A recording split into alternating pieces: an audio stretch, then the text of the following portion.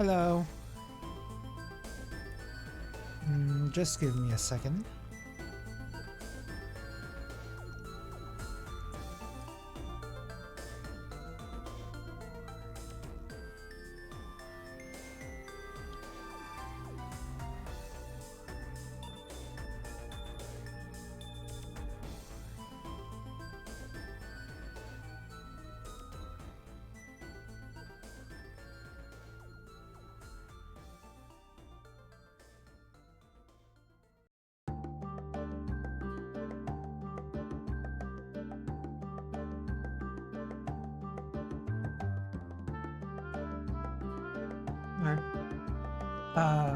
Let's start the game.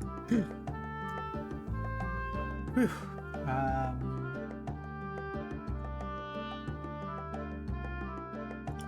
download, yeah, and then games on SNES.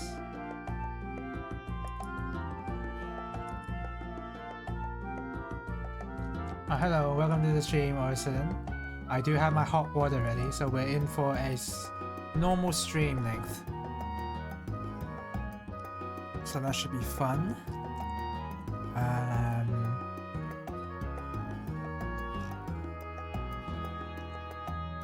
I need to plug in my controller. Where's my... Oh, there it is. Ooh.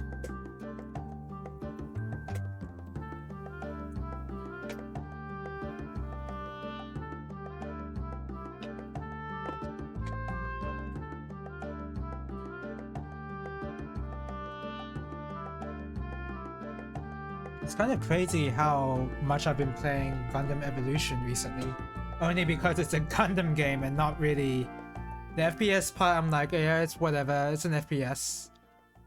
But the Gundam part I'm like, yeah, that's awesome. But unfortunately today they have maintenance going on, so couldn't have played it in the morning or in the afternoon, whatever. But I couldn't have anyway, so whatever. I cooked some Thai green curry actually from using the paste that you find in Woolies.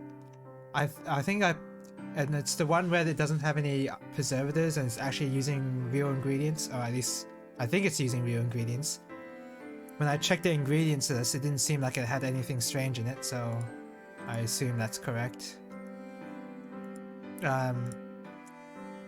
But when I cooked that was easily the best Thai green curry I've had before, because the ones I had before were very artificial tasting and didn't really taste all that nice. But this one was like very clean. I unfortunately can't show it because I've eaten all of it. But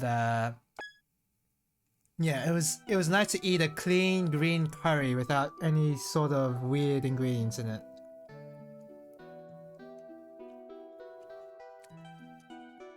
And now because I ate too much curry, I'm like way too damn full.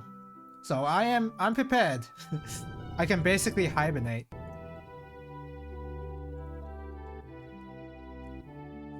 The Defiant will pass through some storm clouds on the way to the desert region of Dafila.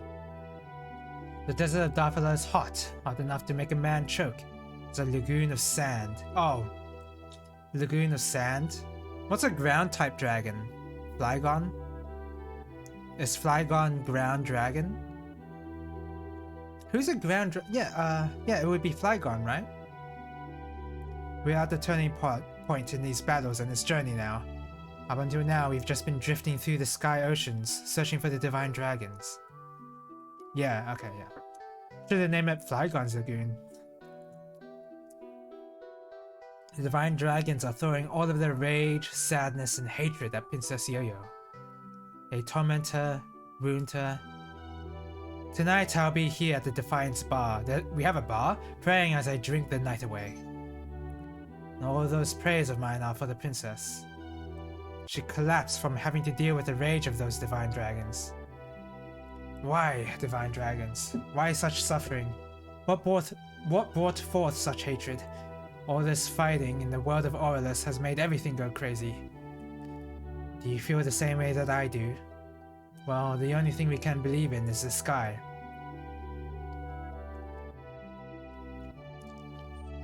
But you know what? They saved me. Matterlight and the others, they are such kind-hearted men. Seeing the way they live their lives, right and true, it was a far cry from my own. But thanks to them, I was able to smile for the first time in my life. It's very interesting that we're having a character building monologue here for a character we don't really interact with much. You know what I mean, don't you, Souther?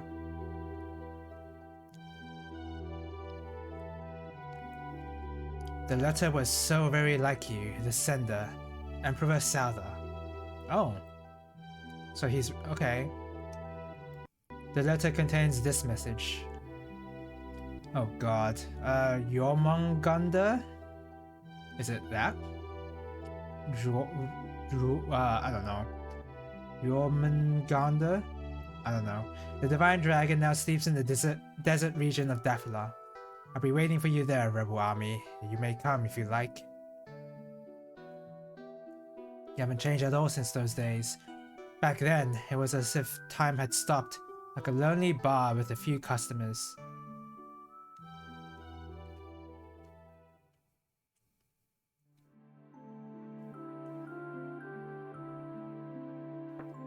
Oh, that's a nice way to have a flashback.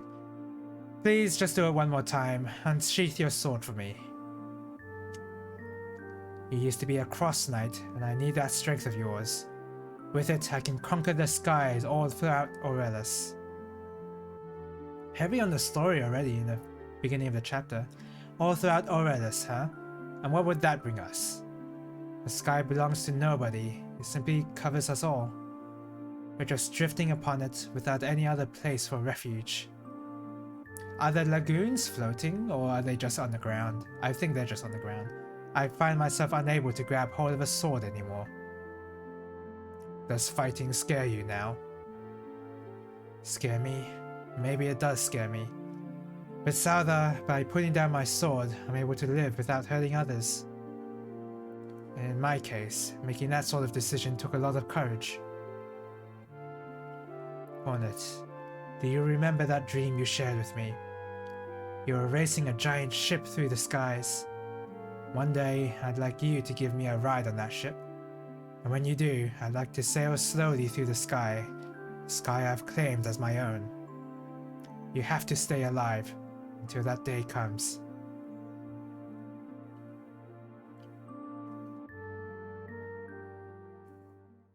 Is it the same bartender that used to be here as well? That's probably not what this flashback is trying to suggest.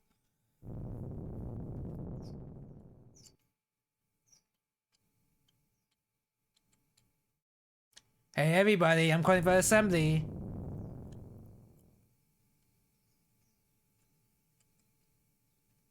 Listen to me, Princess Yo-Yo isn't feeling well. Even if Souther is coming, we're going to have to let her rest during the battle in Daphila. Oh, easy then. The timing is critical now.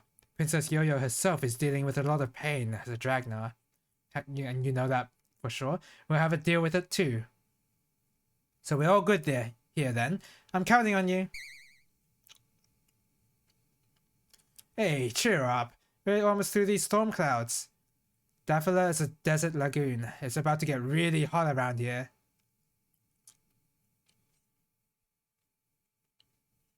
Why is it in this... Why are we lit by a spotlight? We're passing through the clouds. Start the countdown. 3, 2, 1, 0.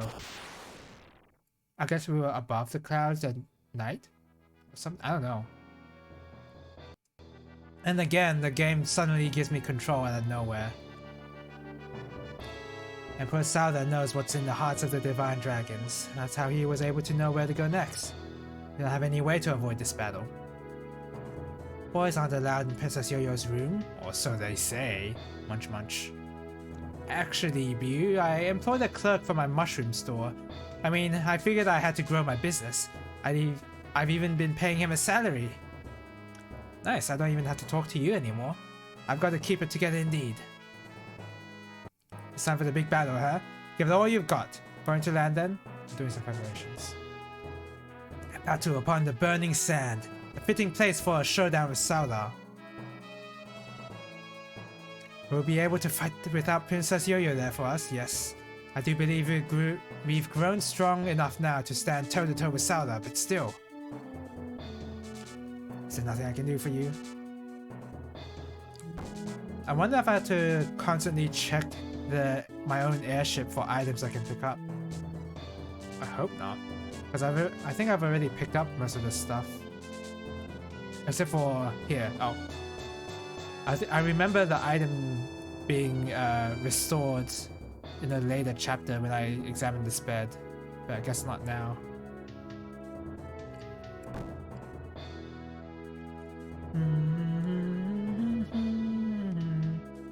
So, I've been practicing a little bit of Ikaruga. I didn't do any practice today, but I've been doing a few short sessions practicing a little. Again, still kind of working on chapter 3. Chapter 2 is alright. It definitely could be... Okay, let me think about what's in chapter 2 in Ikaruga for a second.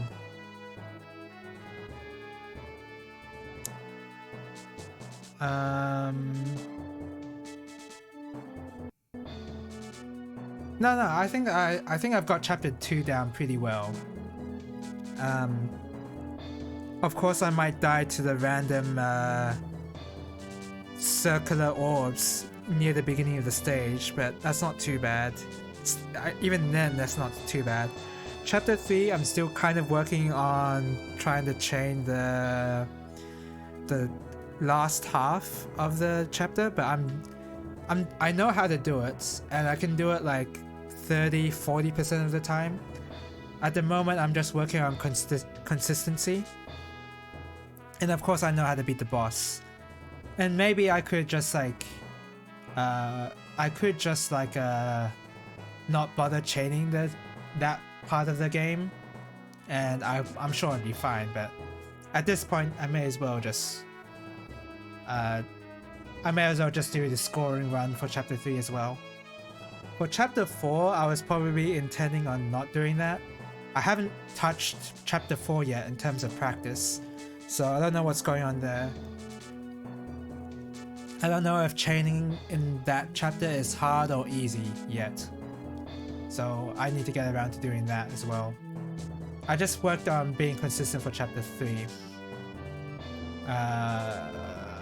Having gone through that, I think all of us crew members will be able to sleep using books as pillows from now on. Oh hey, it pays good anyway. I should be able to sell a whole bunch. Oh, this guy has a bunch of books. And mushrooms as well. I didn't read what he said, unfortunately.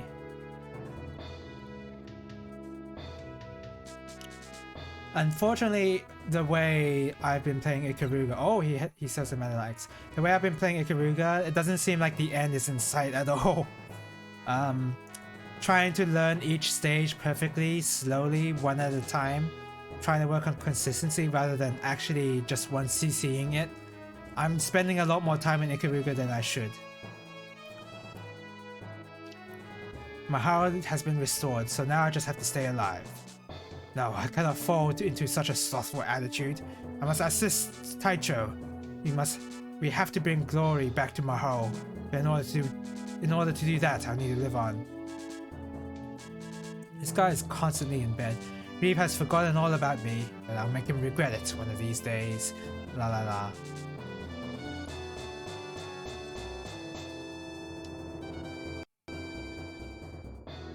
Have I said what it would be the next... Oh yeah, I did say what the next shmup I'll be learning would be. It would be Battle Garega, yeah. Yeah, I think that's probably still going to be the case. I was thinking maybe like Black Label first, and then trying to learn a Saikyo game, Gunbird for instance, or Strikers 1945. I think that's what the game is called, but no, I think Battle Garega is fine. Did you ever hear about this, Mew? When told that a dragon can become a master dragon after it has matured, yes, I've already looked that up. They'll become one if they max out all of their stats. How do you know what stats are? Barkley was the one who told me about it.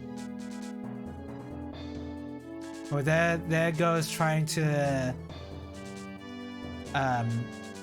mystify the dragon stats. They outright said stats. Like there's clearly some sort of number that these characters can see. Don Juan is pathetic, isn't he? He does have his good points though. Not that those good points matter much after he got caught keeping. I don't think any good points really justify that. This is the worst pinch of my entire life. Oh, so he's somewhere around here? Oh, Bew. But we've trapped Don Juan in here because he's the enemy of every woman. You don't have a problem with that, right? No. The moral of the story? Never lay a hand on a wizard. Okay. Nelbo and I are keeping watch over him. We only let him out during battles. Never lay a hand on the priest. This is the glass that he used to drink that sweet wine. Now the glass is all mine. But that letter, who could have sent it to him? Someone in this ship? Oh, she's talking about Hornet. I thought she was talking about Don Juan for a second. It's nice that we have a yandere archetype person here for some reason.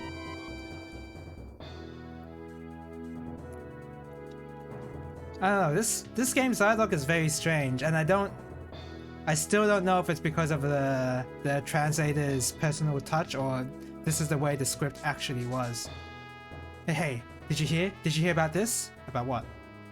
I heard some painful sobbing coming from Princess Yo-Yo's room. It could be bothering her. Is it because she's been talking to the Divine Dragons? Okay, that's pretty normal. That's not really a great rumor.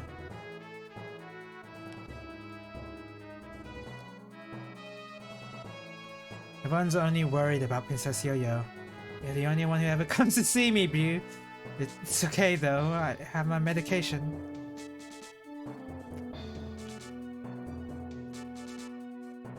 So, wow, I mean... I really like this NPC dialogue. It's very, the fact that it's consistently with these NPCs, like, all these NPCs are named and you get to interact with them multiple times over the course of the game. I like these characters. What was that?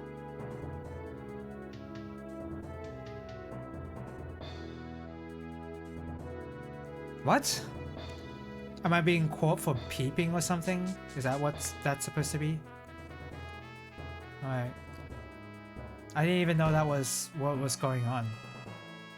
Oh, we have these little devils around. A little devil warrior living in the darkness would be quite a sorry sight to see. You're not saying Monyor. You're clearly a unique little devil. Monyor! I wish I could stay like this all day long. Monyor! Darkness means nothing to a little devil. I guess these are like the Moogle-likes. Monyor! There's no way a little devil will be scared of thunder, obviously. I don't want to feed dragons yet. I want to buy some mushrooms. Give me that. Yeah, we need more toxic mushrooms because they give thunder stats. Oh, yeah, we'll buy 99 of these, whatever.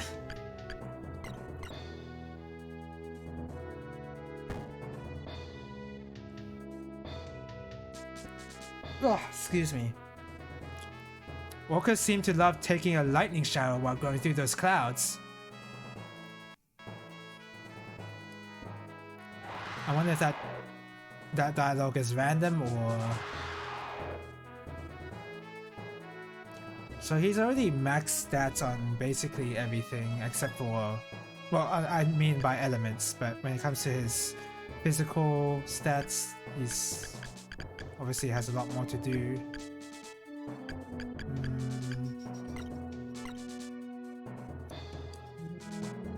Okay, how about you? Do you need thunder? You don't. You need more stats. Oh, someone here needs more wisdom, actually. Do you need more wisdom? Yeah, you need more wisdom. Let's give you a Wait. Let's give him a political. Oh, no. Let's give him a genius note. I back down. Okay, yeah, increase his wisdom and intelligence a little. Give him 2 of these. There you go, just pure wisdom. This time he should be smarter, right? That's how that works?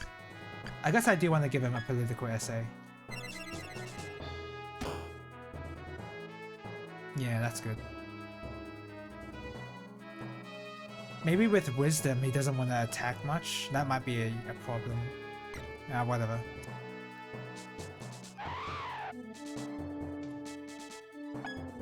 We're gonna feed him all of these mushrooms. Well, maybe not all, but quite a lot.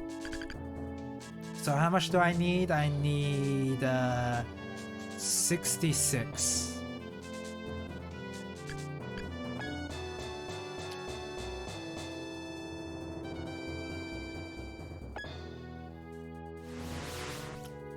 He's gonna turn into a weird blob thing.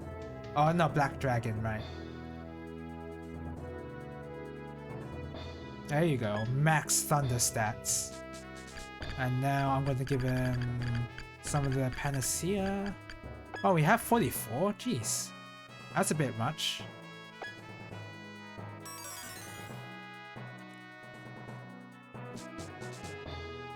His form didn't really change at all. Nice, so he has full thunder stats. Yeah, I want to increase the elements of all of the dragons first, and then I'll worry about stats. Yeah, like, Petite needs some help.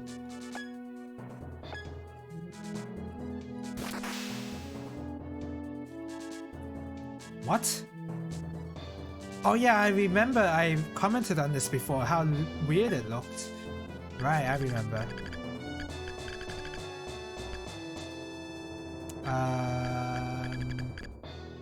Let's give you some of these. I've actually been playing some Yu-Gi-Oh on my phone, by the way, not Duel Links, not Master Duel. I don't even know if you can play Master Duel on your phone, but I've just been playing an old Yu-Gi-Oh game on the DS, just as like something to waste time, basically, or when I'm in bed trying to sleep. Playing Yu-Gi-Oh is a great sleeping aid for some reason. I've just been playing the World Championship 2011 version.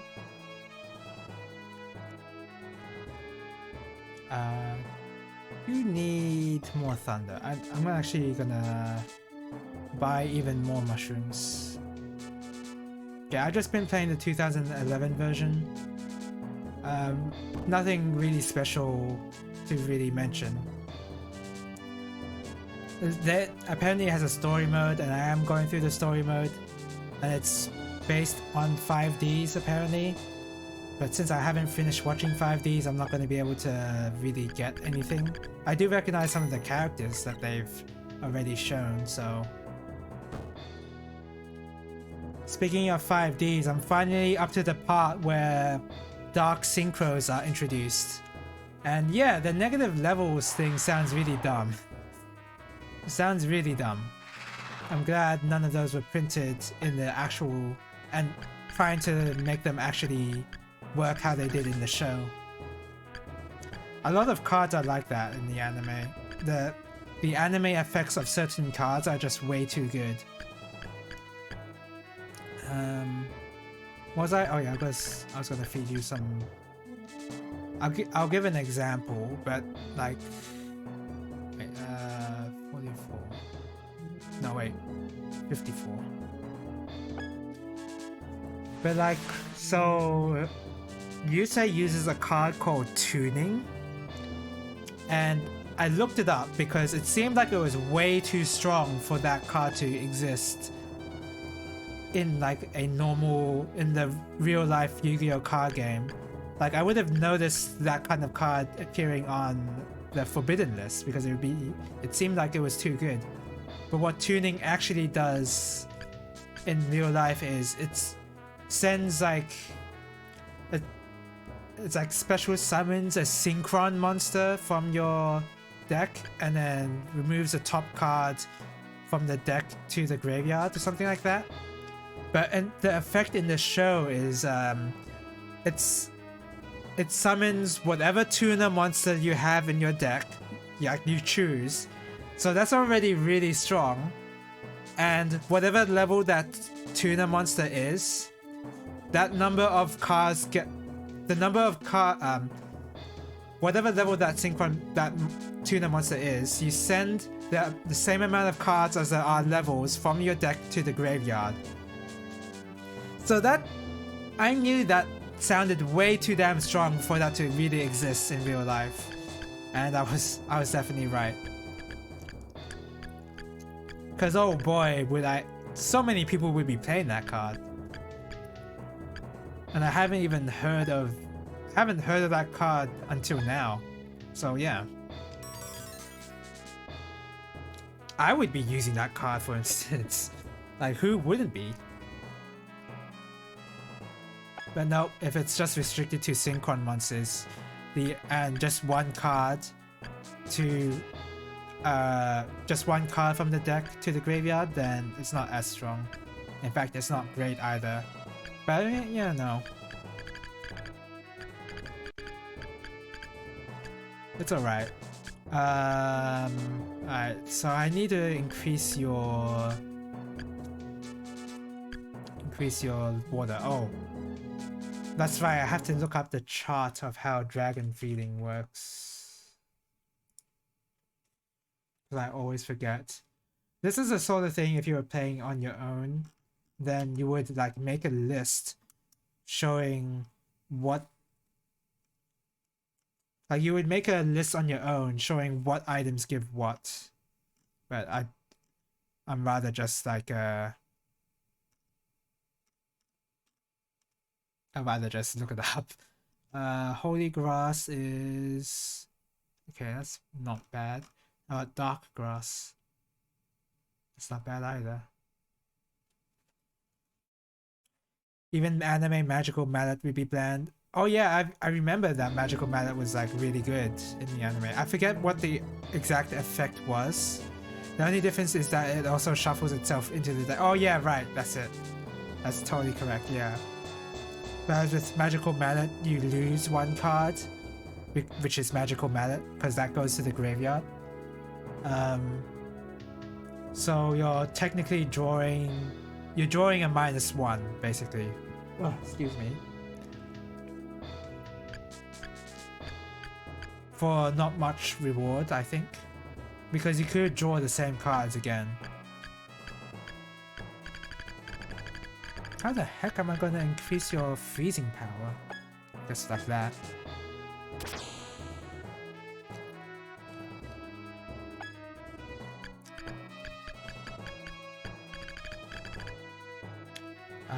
Yeah, I wouldn't mind giving you some ice armor. Oh my god, just one off? Oh, okay, I can fix that. Give you some earth grass.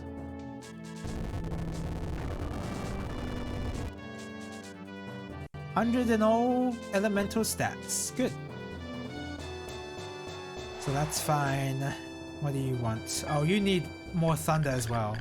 Yeah, let's get this thunder stuff out of the way.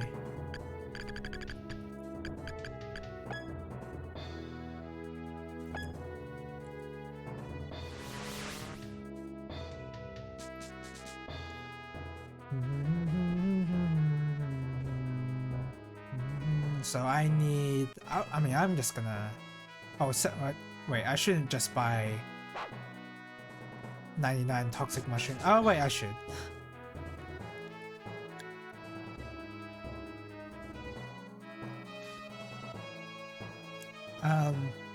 Yeah, the first Dark Synchro Monster episode when that appears is where I'm up to right now. I'm still enjoying watching it, even though I'm not paying that much attention. Like, I just kind of have it on the background. But yeah. I also like I like the part where they're like on a motorcycle on basically Rainbow Road. They're in space. They're driving on a bridge of light, and Jack's like, "No, I want to continue dueling. I don't care anything.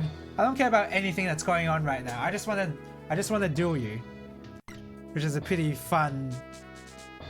That's like a pretty fun perspective to have, and a lot of nonsense is going on.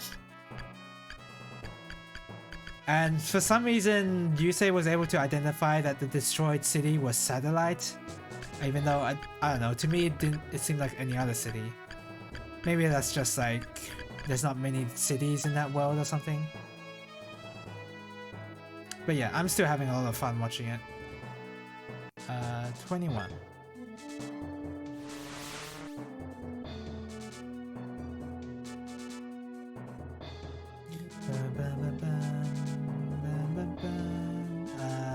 Then I have to feed you some Panacea, and the Panacea I will have to buy more later.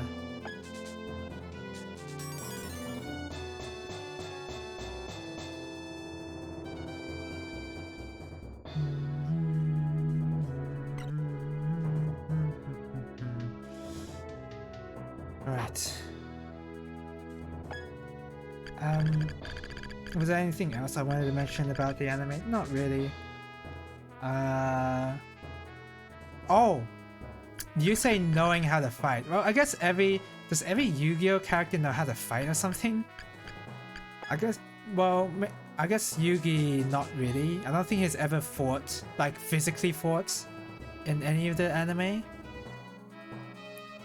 But I think I remember GX doing that sort of.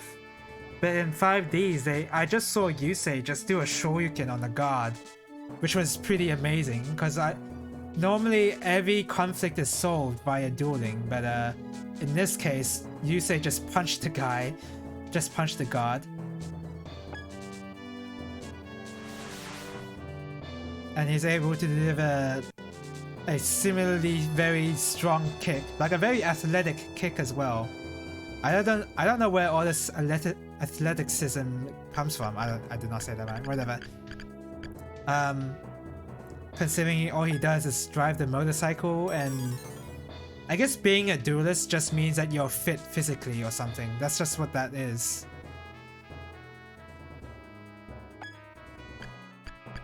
Okay, you need some ice. What can I do to give you some ice? I'll bump your strength. So everyone now has full thunder stats. So now we can... I need to buy more Panacea actually. Okay, I'll buy... I think the Vile Mushroom is the one that gives...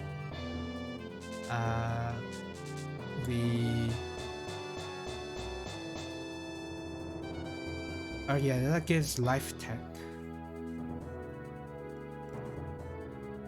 That gives Life Tech, huh? Whereas wait, doesn't the Frilly Mushroom give Life Tech? Where is it?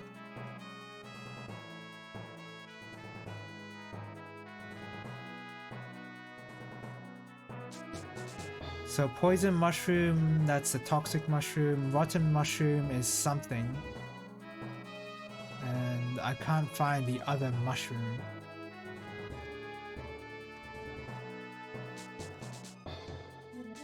Gross Mushroom. Okay. Let's go with getting all of that. Buy some Panacea, and I think we'll just not finish the ice stuff for now. The Divine Stores are open all year, whatever. Just buy like 22 of those.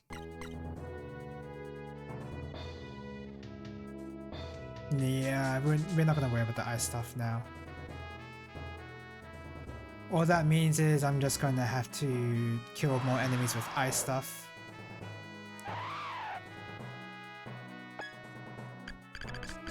Your intelligence is really low. Let's give you the life class. Oh, and while I was washing the dishes tonight, or today, not really tonight if I did it in the morning,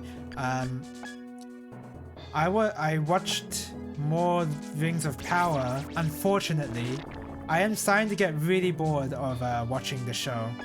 I'll be honest. It is not that great. I mean, that's to be expected. Nobody thought it was great. Everyone thought it was mediocre, but man, am I bored of watching it now. It's just, I don't know how to explain it other than it's just really boring. Like, I know, Orison, that you warned me already, but like, it is... I underestimated how boring it would be. It's so boring that there's not even much to say about it. I feel like there's just too many characters to keep a track of, maybe? Like, the fact they're setting up this grand... They're definitely setting up this whole grand battle that's gonna happen at the end of this show or something. At the end of the season, maybe? Yeah, oops. They're trying to set that whole thing up, so... the whole episode is just like... doesn't have any substance of it on its own. There's no, like, character... It's not like, they're trying to build, like, an epic, basically, where they focus on all these different characters doing their own thing. But to me, it just comes across as really boring.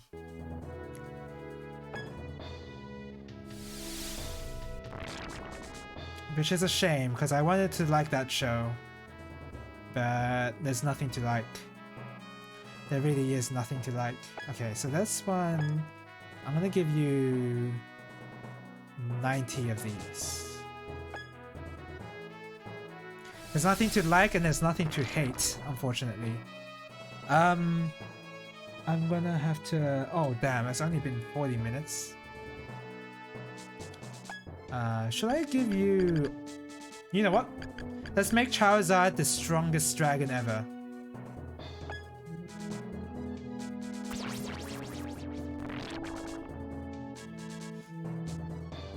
So he's gonna turn into a black dragon. Yeah, that's a given. Okay, yep. Okay, give me a second. And then I'll give him 10 Panacea, and that'll be it. I'm not gonna give him any more mushrooms now. Oh wait, I have to give him more because he's not close to 100 poison. Well, I guess I don't want 100 poison. Yeah, I'll just leave it like that for now.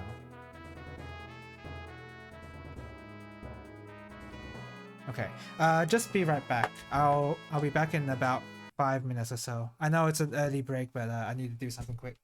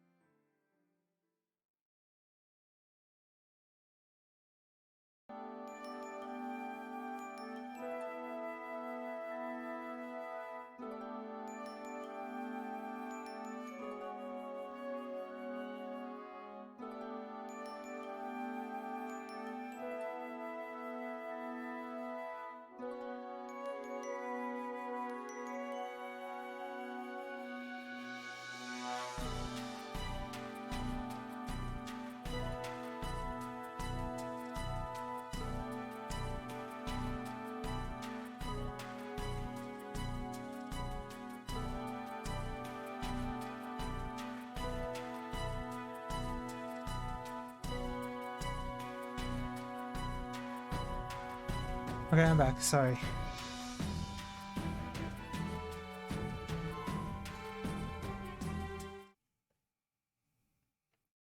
Okay. Oh yeah, I was trying to remember what I was talking about before the break, and it was just Rings of Power. There's nothing else to say. I don't really want to talk about that show anymore. So I'm actually gonna save state here because I don't want to have to redo all of that stuff again. All right. And now we'll finally get into the fighting, the combat part of the game. I wonder. So far, I haven't had much trouble with the fights, and I'm guessing it's just because I just looked up what certain stuff does, and so I'm like having knowledge of the game. Like acquiring knowledge in this game is part of the difficulty, I think, for this particular game. Right. So Princess Yo-Yo is not in the party right now. Oh. Oh my god, I got way too many drinks on my desk.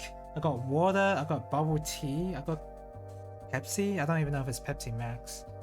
I got way too much, and I even got hot water. I'm gonna be hydrated for the next 2 days. I was gonna say for the week, but no way. No way that's gonna last a week. So I want to put a wizard in the wizard party. Oh, should I? No, I should. I was thinking maybe I should put. No, yeah, I'll do that. And for Little Devils, I don't really like the Little Devils that much. So I'm gonna have 2 light armors here and a wizard here. So we got Little Devil, Wizard, Light Armor. So they're a pretty weird party at the moment, but that's fine. Okay, and equipment as well. Do I have to do anything special? Blackburn.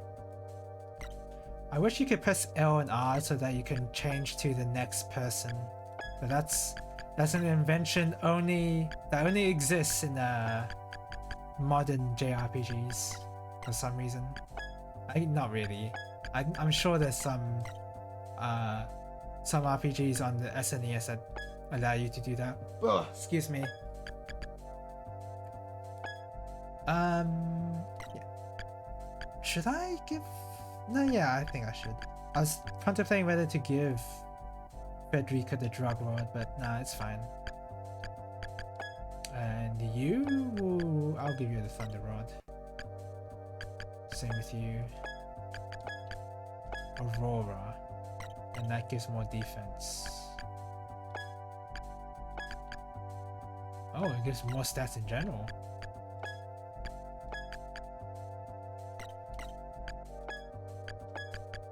Okay.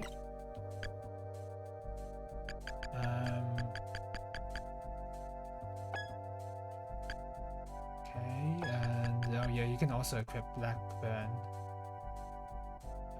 Okay, that seems good. Diamond armor, you equip that. You don't need magic. Oh, I need to improve these guys. Sleipnir. Isn't Sleipnir the 6-legged horse? It's not. How's that an armor name? Oh yeah, I got a couple of awesome rapiers. Nice. Wait, yeah. There you go. Cool. So that's all done. Everyone has the right dragon on them. Yep, seems like it. Okay. Whew. Saldar!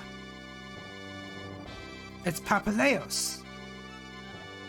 Where? Do not falter, everyone. I'm a different man than I was before. I've reached a whole different level now. I mean, yeah, you have leveled up before. I could even defeat Saldar myself. It's time to settle this right here. Princess Yo-Yo, protect us. We spent so many long days fighting, haven't we, Rebel Army, have we? Hasn't been that long. It all ends now. I hereby vow upon this sword, I must stop you. I must give rise to the legend. She's not here, is she, Yo-Yo? Princess Yo-Yo, how ironic. We both fell to the same illness. This is the will of the Divine Dragons. I am the only one who can claim victory. The fight is on. Who says that? Wait, I think there's a Fire Emblem character that has a voice line like that, in the Smash game at least. Oh, hello. Welcome to the stream, Pepe. How are you doing? That reminds me, I really need to work on my emotes. I keep telling myself that, but I always forget. Storms will come in from time to time. We better keep that in mind. Same applies for Sauda and Papaleos too, of course. How are the storm? Can you at least tell me how the storms will affect the battle rather than just telling me that there's going to be storms?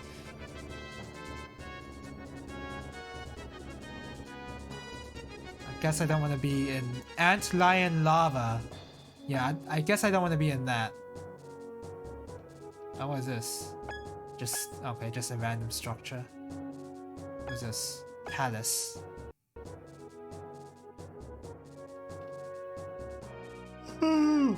Oh gosh, excuse me. I yawned almost on the mic. That was not the best place to yawn. Oh my god, you can move. Wow, it is so worth attaching some light armors on some squadrons then, because they move so far. Probably will do that. I don't know. Black magic. Just use fire. You're not gonna kill him. I know I looked up how long to beat this game on how long to beat exactly, but I don't know.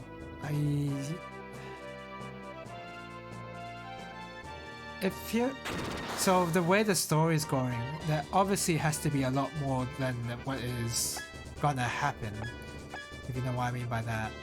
Like, how do I put this? Like, Sauda is not the final boss, obviously. Either we're gonna recruit him or we're gonna kill him and then another enemy is gonna appear for sure. I feel like that's not too outrageous a claim, honestly.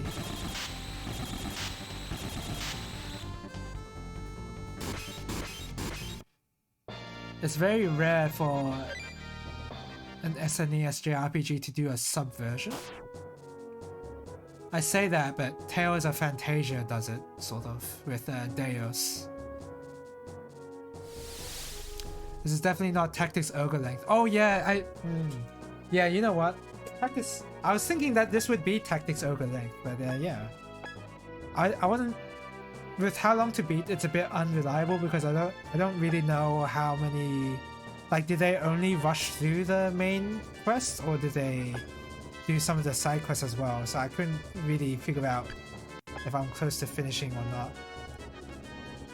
Tactics Ogre length was like. How long was that? Like 50 hours? At least.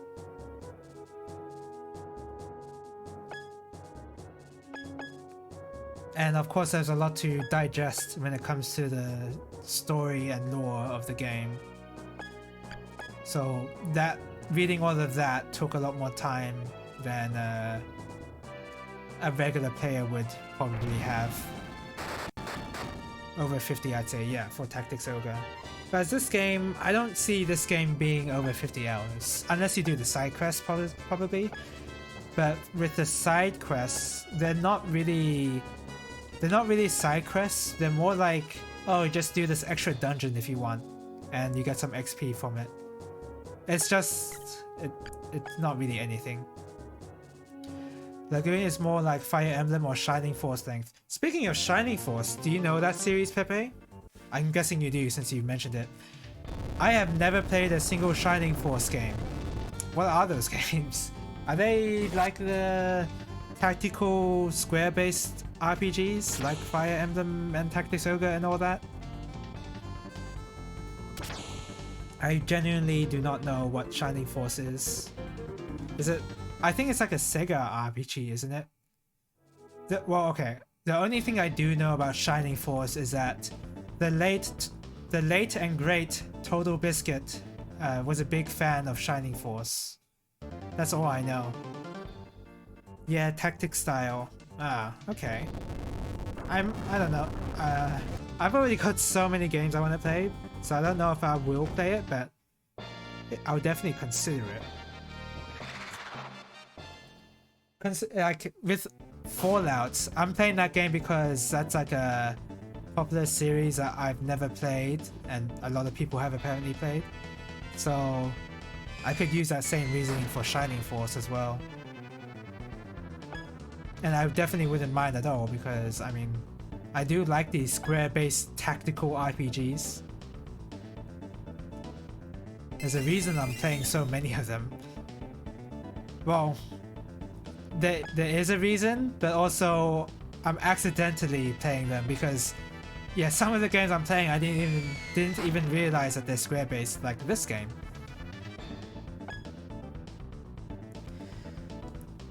But they have an odd element in them. Both your unit's turn and the enemies are determined by speed, like original Final Fantasy Tactics. How is it AP? Or is it? Yeah, I think it's AP. Is it like how AP works? How like after a certain tick in the game time, you will gain a certain amount of AP, and then if you have 100 AP, your turn goes. Is it like that?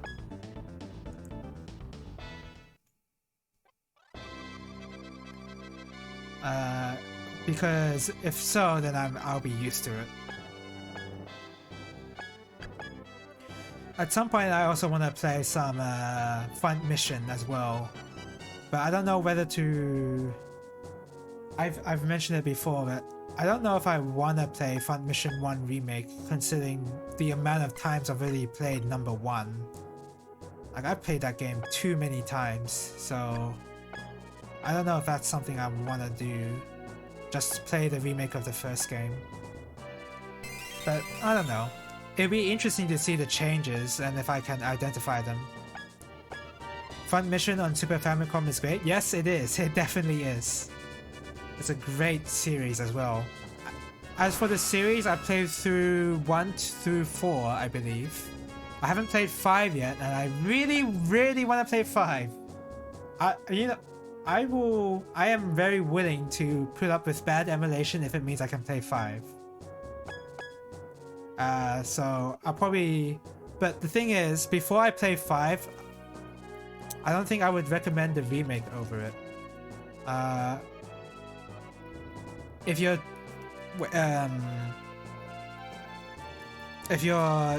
recommending the game or series to a new player, yeah, sure. In my case, it's a bit unique because I played the first Front Mission so many times, so it's a lot more like I know what to look out for, and I know what to be critical of, I guess. And I guess we'll just have to see. But yeah, I want to play Front Mission 5, but the thing is, I need to recap myself on what Front Mission 2 is, and 3, and 4, because I've only played 2 through 4 once.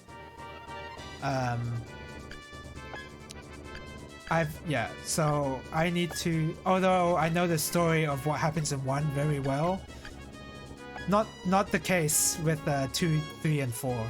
So I want to play those games again at some point.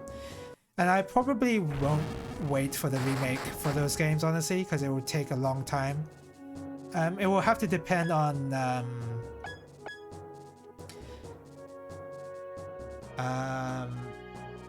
yeah, it would have to depend on the games I want to play. Because do I want to go start with Front Mission immediately, or do I want to wait for the remakes? But if I wait for the remakes, I'll be waiting a long time.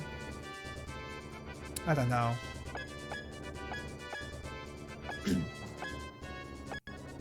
Oh wait, wait, hold on, Madelite. Yeah, do this. This is much better.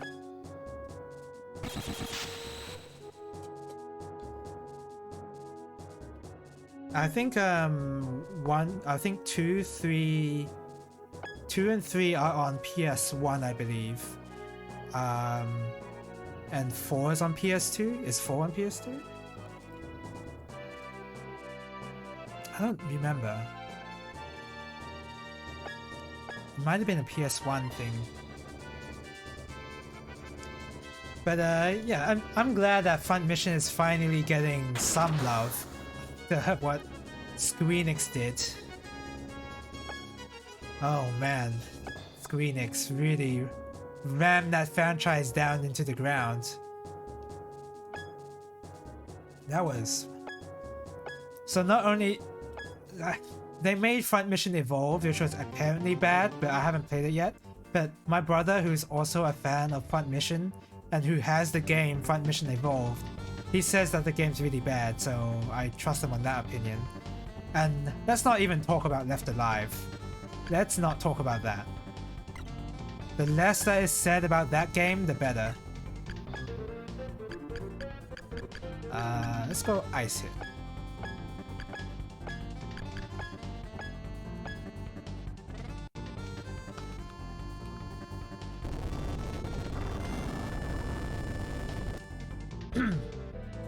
But apparently the story is Squeenix doesn't really know what to do with Front Mission because the Front Mission series are written by either one guy or the same group for all of the 5 games, and then that group or writer left the company or yeah, you know, yeah, I think they left the company. So because of that, after 5, Squeenix doesn't know what to do with the franchise anymore. Because I think it was one guy actually. Because that writer has left, they don't know what to do with the franchise anymore. Because that was basically his story. That was the story that he wanted to write for this universe. Would be interesting to look at Front Mission franchise sales. I imagine they'd be pretty low. Let's be honest. Front Mission as a series is not that popular.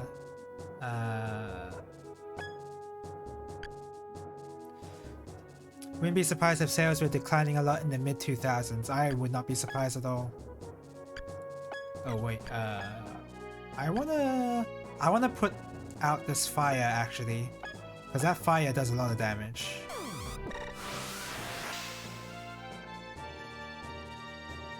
Oh my god, don't tell me those embers are able to still catch the forest on fire. Oh, please don't. Those were some dark times for Japanese games? Oh, can you elaborate further on that? What do you mean by that specifically? I mean, the only dark time I can think of is I remember when Squeenix announced Final Fantasy 13 for the longest time, and it never came out, and it kept getting delayed or whatever, or the release date kept getting pushed back, and then we finally got it on PS3, and I imagine a lot of people were disappointed.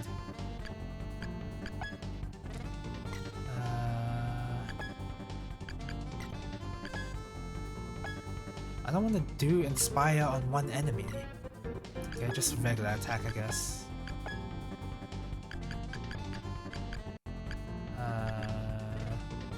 I'd rather save the SP. Android iOS gaming taking over? Oh, in the mid-2000s? I don't know about the mid-2000s of those games. I'd say late 2000s, probably. Oh crap. Oh crap! These guys are doing a lot of damage. It was Nokia first.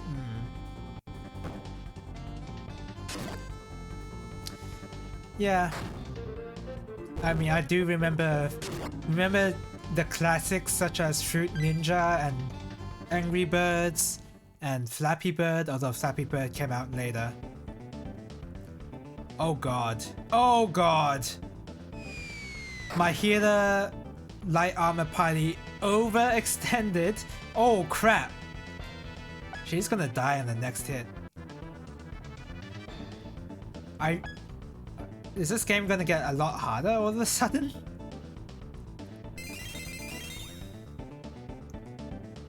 Maybe I shouldn't have just randomly went in. Just like... Yeah, I think I'm just gonna... I'll have to rush the healer for sure.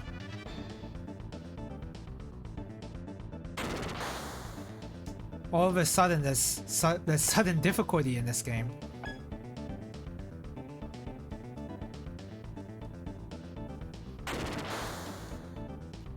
But yeah, those games, I remember in the discussion talking about games was very very toxic at the time as well.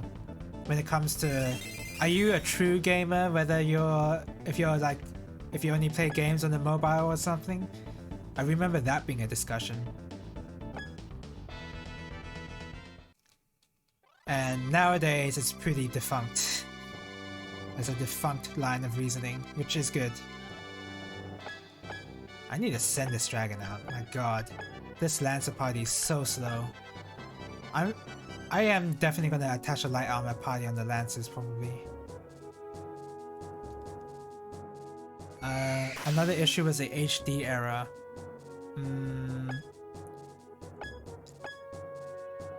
Oh yeah, when TVs made the shift kind of.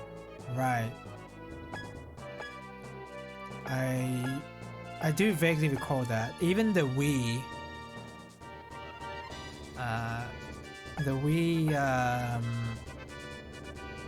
The Wii still came out when there was still CRT TVs, I think.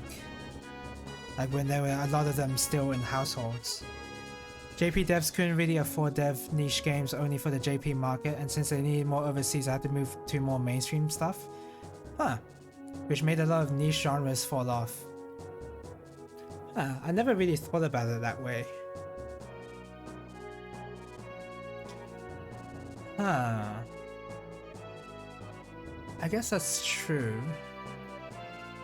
I'm trying to think of a particular example. I mean, Front Mission is the example.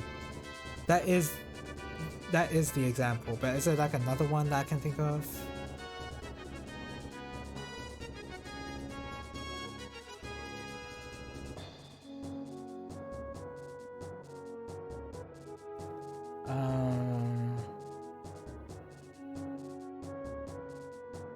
No, I don't really. Is there some obscure franchise that only I know about?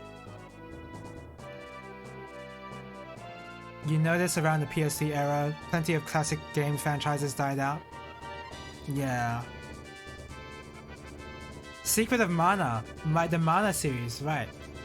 That was kind of... It used to not be niche, but now it is. I guess I can only think of Squeenix now, because I'm playing a Squaresoft game. Conversation is pure melody, you have to be pretty sensitive to the difference between enthusiasm and something. Someone who plays something on the phone and like daily commute. Yeah, there is a difference. But at this point, no one cares if you're a gamer or not. Like, what does having the title of being a gamer get you? That has been my whole issue with that conversation. Because there's nothing worth arguing about. I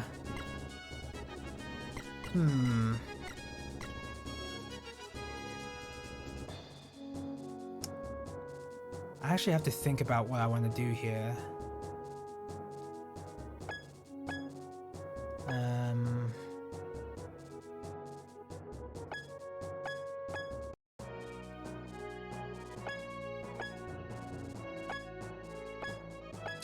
Man, all of a sudden the game got a lot harder. JRPGs during PS3 era, for example. Yeah, what's that game called?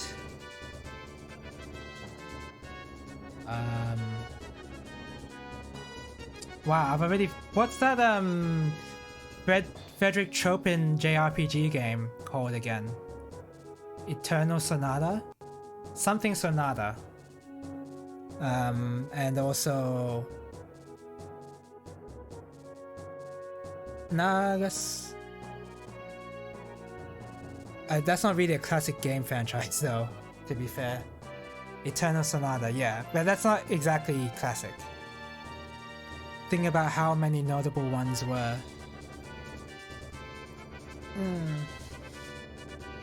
Yeah, I do vaguely. SMT is a good example as well, sort of. Even though Nocturne was popular in the PS2 era, but there was nothing for PS3, and basically nothing for DS, although there's Strange Journey, which technically it's not a mainline SMT game. Wow. I don't know what to do in this fight. I want to take care of the Javelin guys, because those guys are screwing me over. And in order to do that, I think I'll have to use the healer here. White drop. Topic to this day is still being used as far as politicization of gaming is concerned. Oh, I see.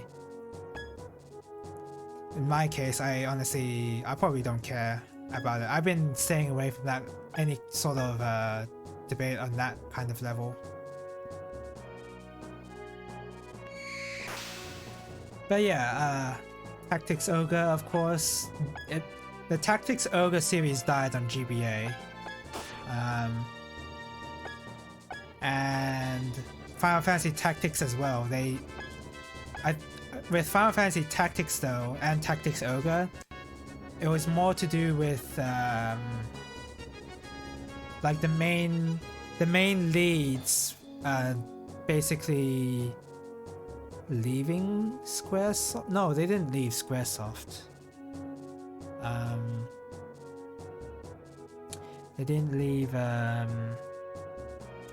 So originally, the writer, main artist, and another person. Another main artist is Akihiko Yoshida.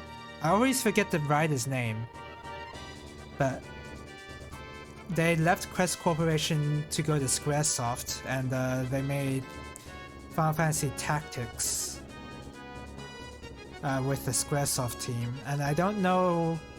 And the writer had like a falling out with the company after Tactics Advance, I believe. So it's almost like this front mission story again, how Square had no idea what to do with the franchise now that the main people responsible for making the franchise good left, basically.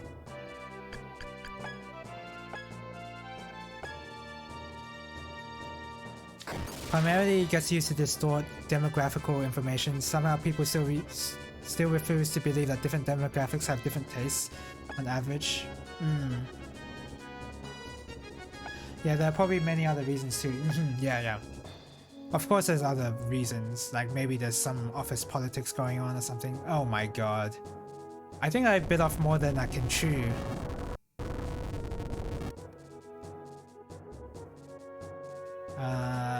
Okay, it does decent damage. I really need to focus on the healer or on the lancer. Oh damn, look at that movement range. I like that a lot. Excuse me. Yeah, and if you look at Japan sales charts for console games since the Famicom era, it's very clear that they declined a lot. Yeah, yeah. That is true.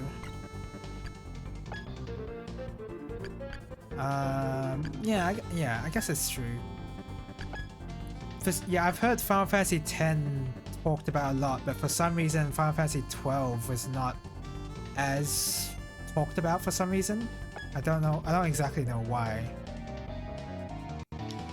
Major hits like Pokemon would still sell amazingly well though, but the overall spread is really bad. Well, Pokemon's Pokemon. Let's get that out of the way. There's nothing beating Pokemon in terms of JRPG popularity. Basically wrote the whole book on how to do that. But front mission is like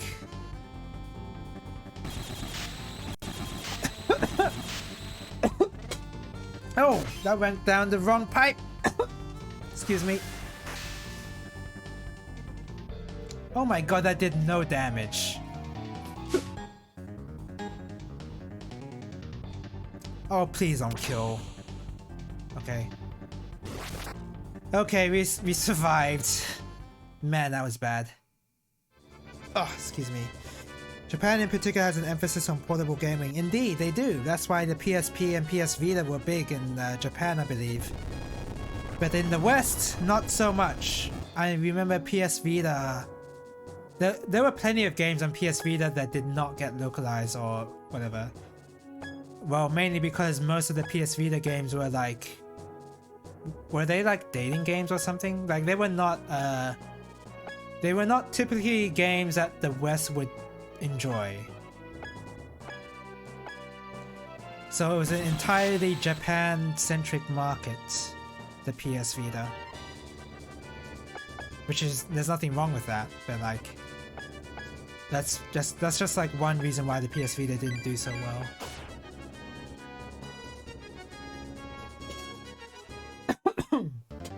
But yeah, whenever... Look, the West, English-speaking countries still have a problem with mecha series in general.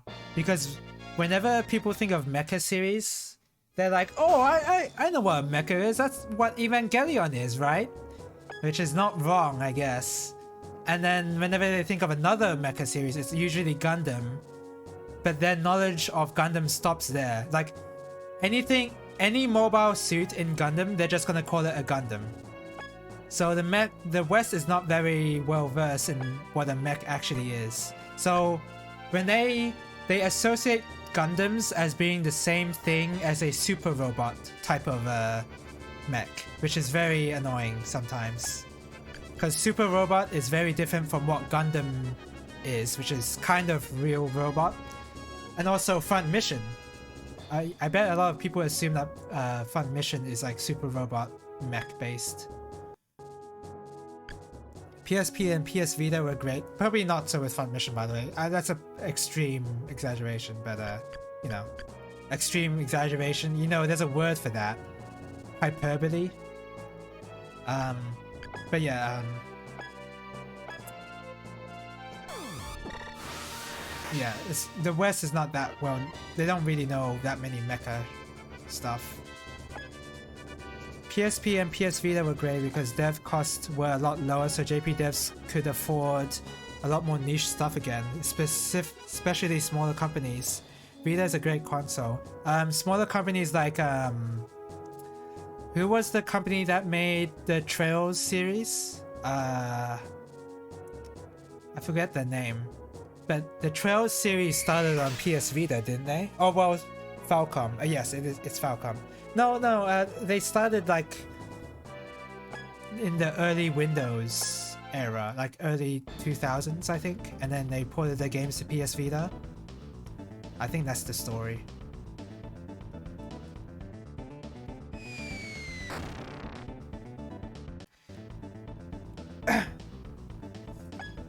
And of course, Persona 4 Golden was only available on Vita. So, as someone who didn't play Persona 4 at the time, it was very annoying because I did not own a Vita and there was no reason for me to own a Vita for one console, so yeah. Disappointing time. Luckily, I was able to play Persona 4 Golden when it came out on Steam.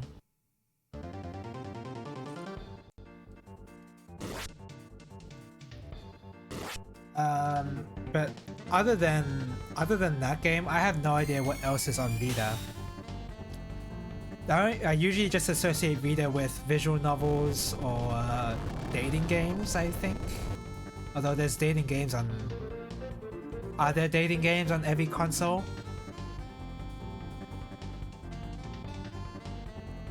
There's definitely some on DS. I don't know if there's any on GBA. I don't even know how that would work on GBA.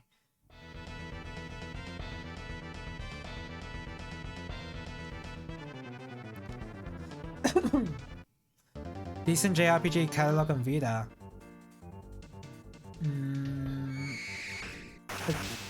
I'm trying to bring back memories of looking up the Vita catalog, but I don't exactly... There's no way for me to remember. All I know is Persona 4 Golden. And that was enough. It was almost enough for me. Oh my god, that AoE heal was amazing. Okay.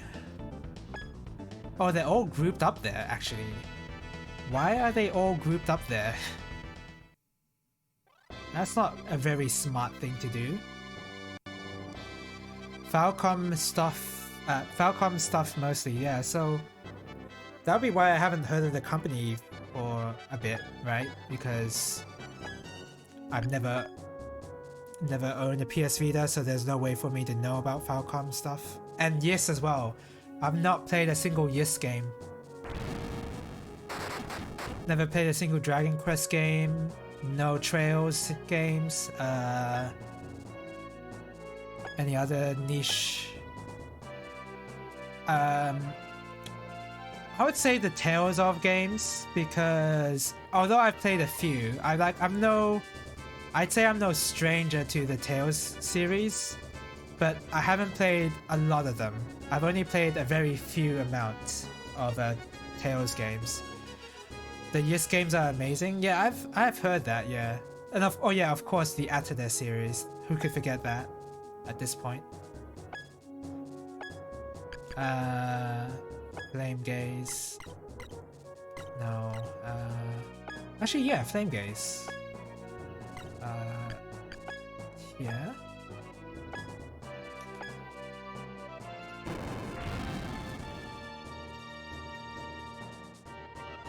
They have some lesser known series like Brandish. That one is pretty cool too. What is Brandish?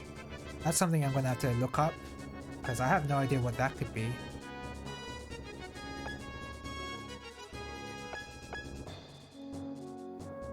Yeah, I'm trying to think about whether I've heard it before, but I don't think I have.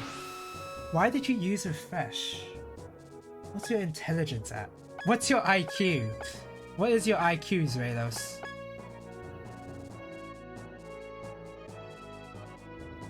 It's decent. Or maybe I need more aggression with him, actually. Yeah, I think I need more aggression.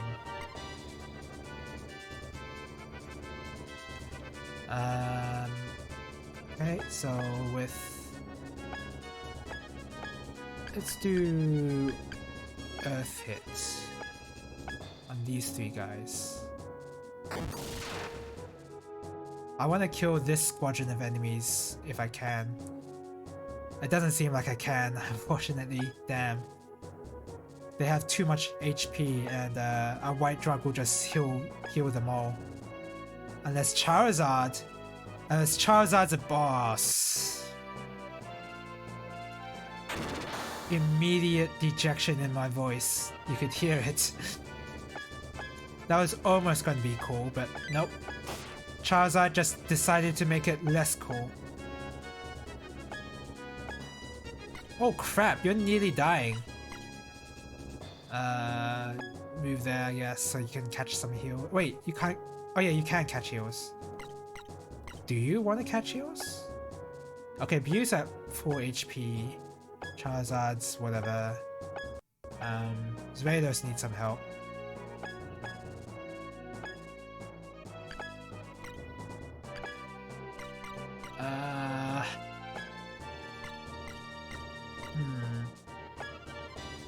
Okay.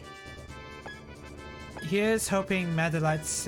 Oh, but if I go in and attack with Madelites, then he's gonna be too far to catch heals. I think I have to heal him now.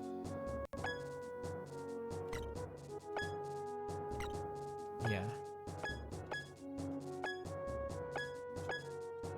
Brandish games have a pretty unique control scheme.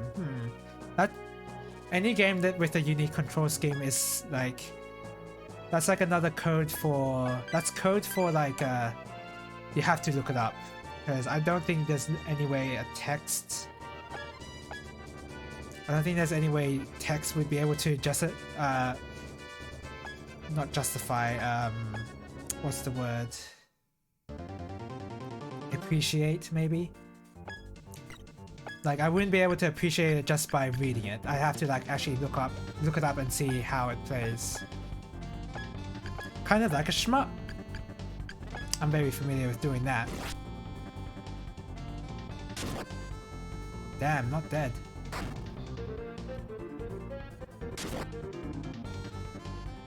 Damn, not dead. That sucked. Oh, please don't target the same guy. Thank you. I should use my abilities. Well, Orcus will take care of this. Ice Breath level 10. Boom. Dead.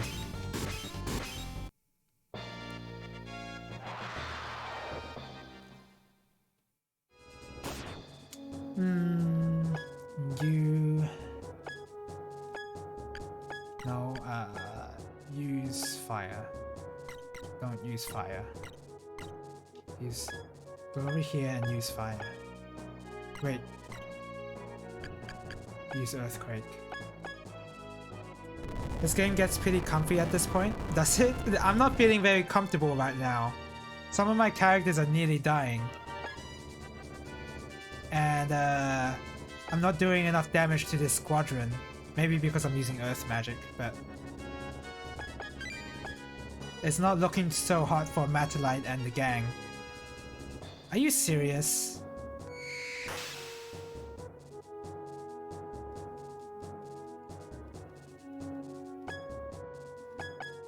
I assume that this would be even more comfortable if I did any sort of side quests. You might lose some characters here and there, but there's no penalty anyway. Yeah, I've noticed there's no penalty. Speaking of penalties when you lose a character, do you Iron Man Fire Emblem, or whenever you play a Fire Emblem game, do you Iron Man it, or do you reload the save whenever a character dies? Yeah, I love permadeath. I'm a reloader. I'm sorry, I'm a filthy reloader. Especially when it comes to Fire Emblem.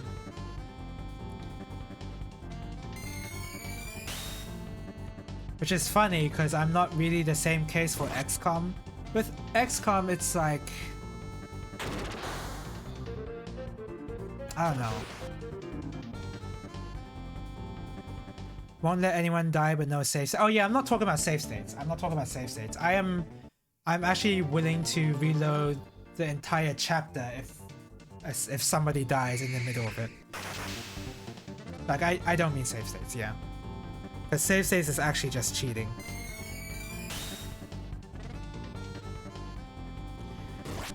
Gets pretty engaging. Yeah, of course, yeah. Oh yeah, I misunderstood. Yeah. No save states.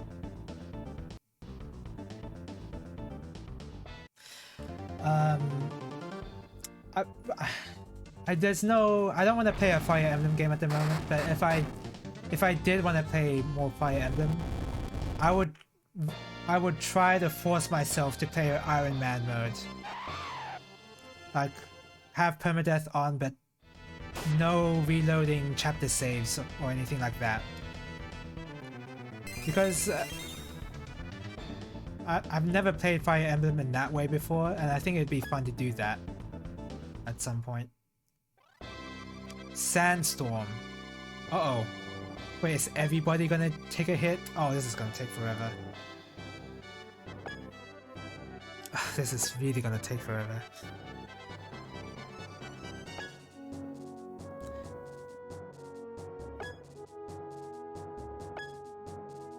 It's just going row by row.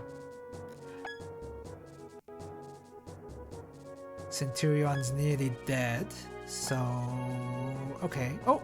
Centurion's just dead.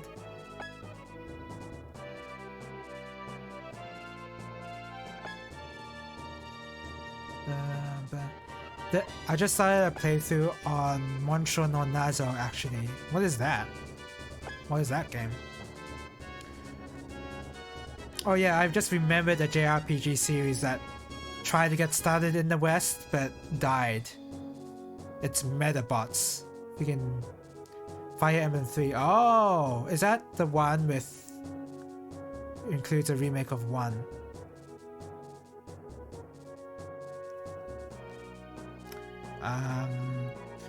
So there's Fire... okay, I'm trying to think about the remakes on DS, right? Fire Emblem Shadow Dragon, which is the first... Fire... It's the one with Marth on the DS, and that's the first game. And then there's a JP only release.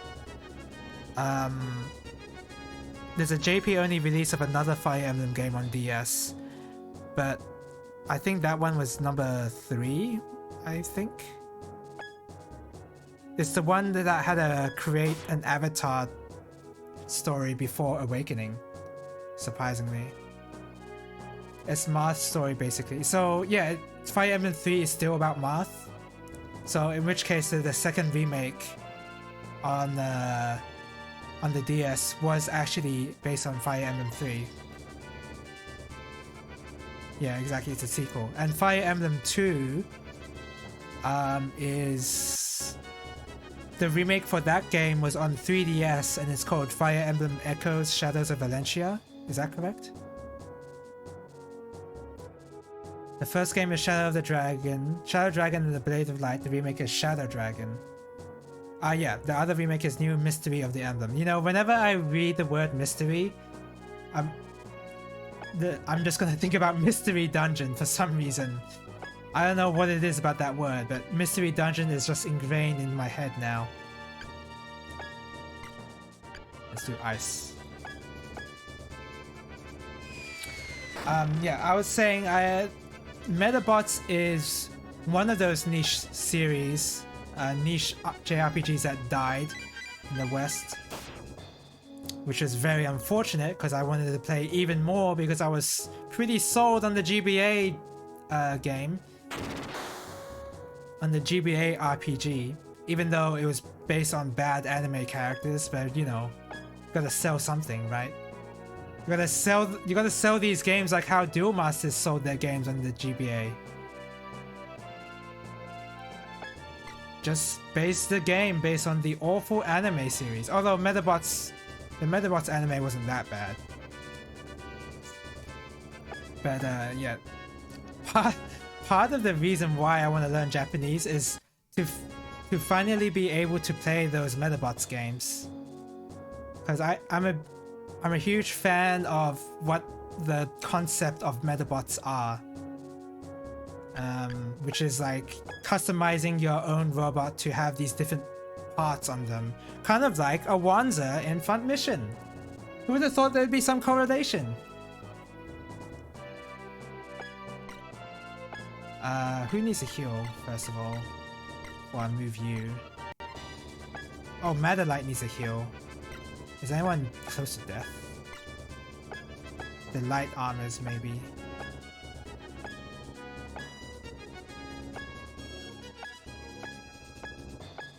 Madelight needs it. Personally, I don't like the DS remakes of Fire Emblem. They look incredibly ugly. Yeah, they don't.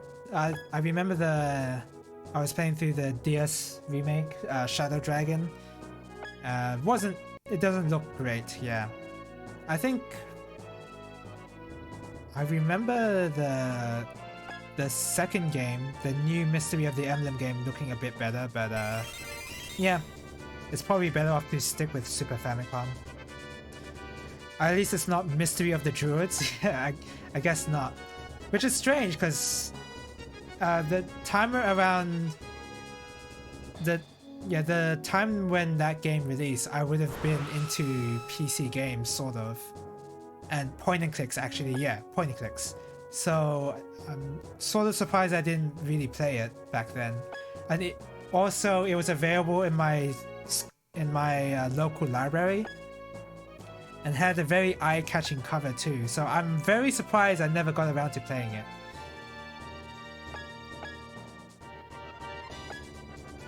It's really funny that I saw it in this local library so many times, because that means that nobody wanted to play this game at all, because nobody was borrowing it. That had to be the case, which is really funny now I think about it.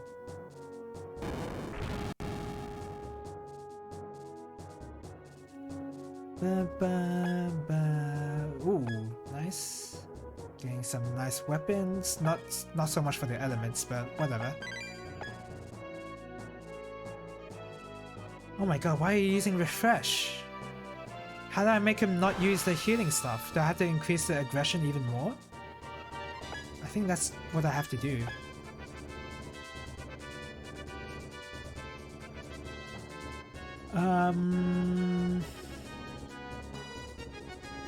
So that guy's pretty much dead. That guy needs some whittling down. This guy needs to die. So I'm actually just gonna go in and attack this healer with ice.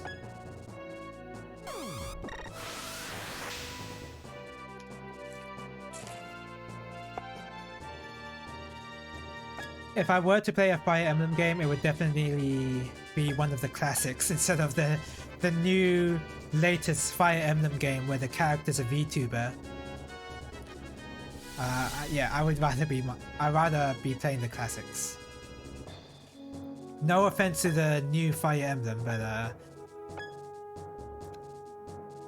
yeah, I'm not that interested. Let's do, yeah, put you there, and then simulation elements in my FB games. I mean, they've been leaning towards that for the longest time now.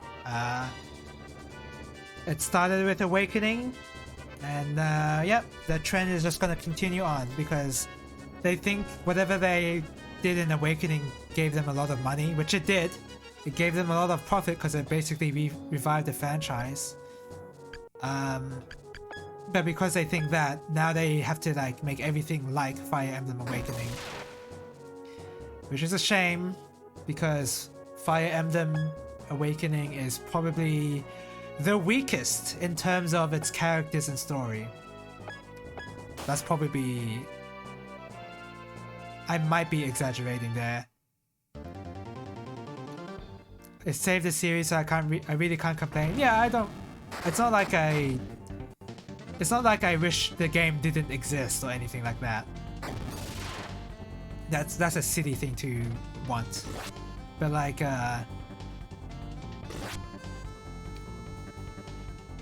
there's so many better Fire Emblem games that I don't really consider Awakening as anywhere close to one of my favorite Fire Emblems, even though I played a lot of it back when it first released. And I liked it at the time, until I realized that I preferred the other Fire Emblem games. I think I've said it before, but my favorite Fire Emblem game is... haven't played Three Houses, but many got that as their favorite now. I've played Three Houses, and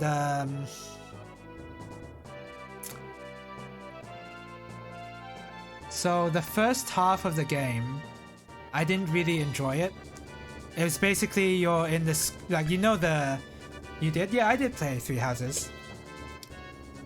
I played a lot of Fire Emblem games, surprisingly. Just none of the Super Famicom ones. And none of the console ones, none of the yeah, none of the console ones, like the ones Ike is in, for instance. The ones that Ike is in, I haven't played.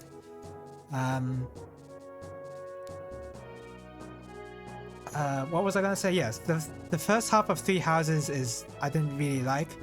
You know the premise of Three Houses, right? Like there's this war academy, and you have to teach these guys in order to be good at fighting people.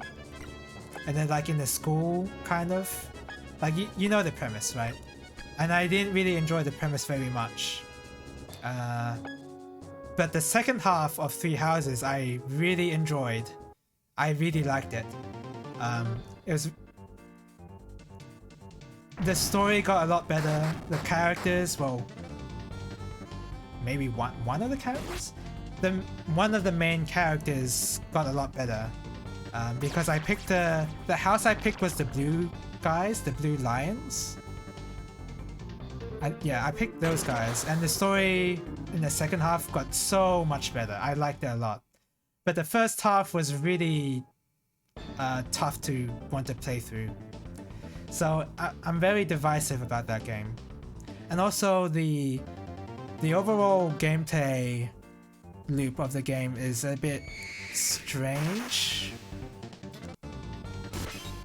Almost Persona-like in a way, where you have to spend each day in the game effectively. Yeah, I guess it is kind of Persona-like.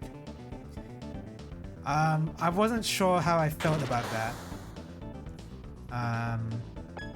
But I guess that's just something to expect whenever you play a modern JRPG. Like you have to have that kind of feature. You can't just have it be classic Fire Emblem anymore, where it's just mission-based. That is not allowed. Nobody wants that.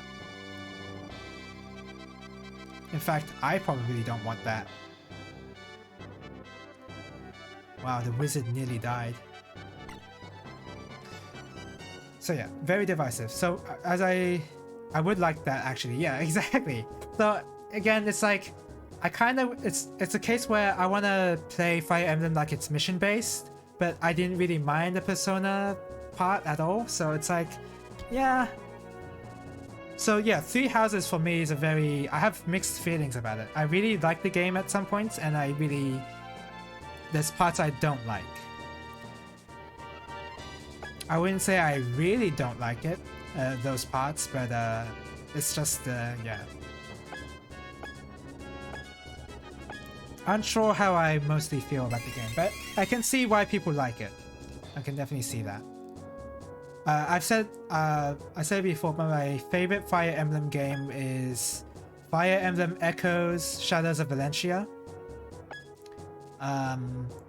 Which is surprising considering my first Fire Emblem game is 7. No, you know, the one with Lyn and Hector. You would think that game would be my favorite, but Echoes Shadows of Valentia is actually... I really like that because of how polished the whole experience was. How do I explain it? Like, the music was really good. The voice acting in particular, I noticed wasn't bad at all. Like, the English voice acting, I thought it was pretty good. Like, the best voice acting you could get from American voice actors, basically. I don't know. Well, American anime voice actors, I should specify that.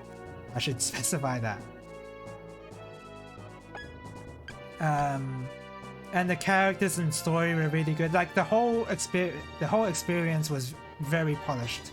So I appreciated that a lot.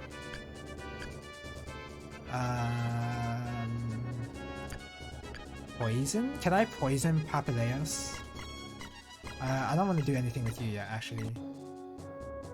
I definitely want to lance this guy, though. Stand in the fire, I don't care. There you go. Ugh, excuse me. I like the arcadey-like design from classic FE. How arcadey are we talking? Like, before Fire Emblem 7? To me, Fire Emblem 7 didn't feel that arcadey. I think, well, okay, maybe in this case we have different ideas of what arcadey feeling is. SFC mostly. Okay, then fair enough. Yeah, fair enough. Because with arcadey, I think of like fighting games and shmups, and that's my arcade experience. But there's some people who play the rhythm games, the rhythm arcade games, and that hasn't been my experience at all. So yeah, very little exposition, just battle focus with high difficulty. Okay. What am I gonna do with you, Sendak? You don't really do a lot of damage. I wonder if it's because Rados doesn't have a lot of intelligence.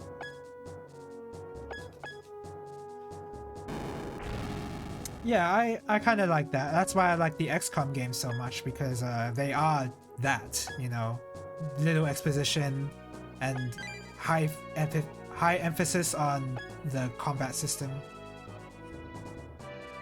Why are you healing all the time? I don't want you to heal. XCOM is exactly that, yeah. Yeah, fair enough. In this era, that kind of arcade experience is hard to sell. And probably for good reason.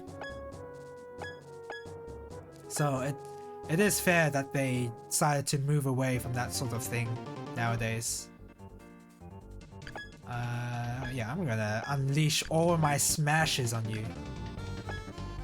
Just do ice.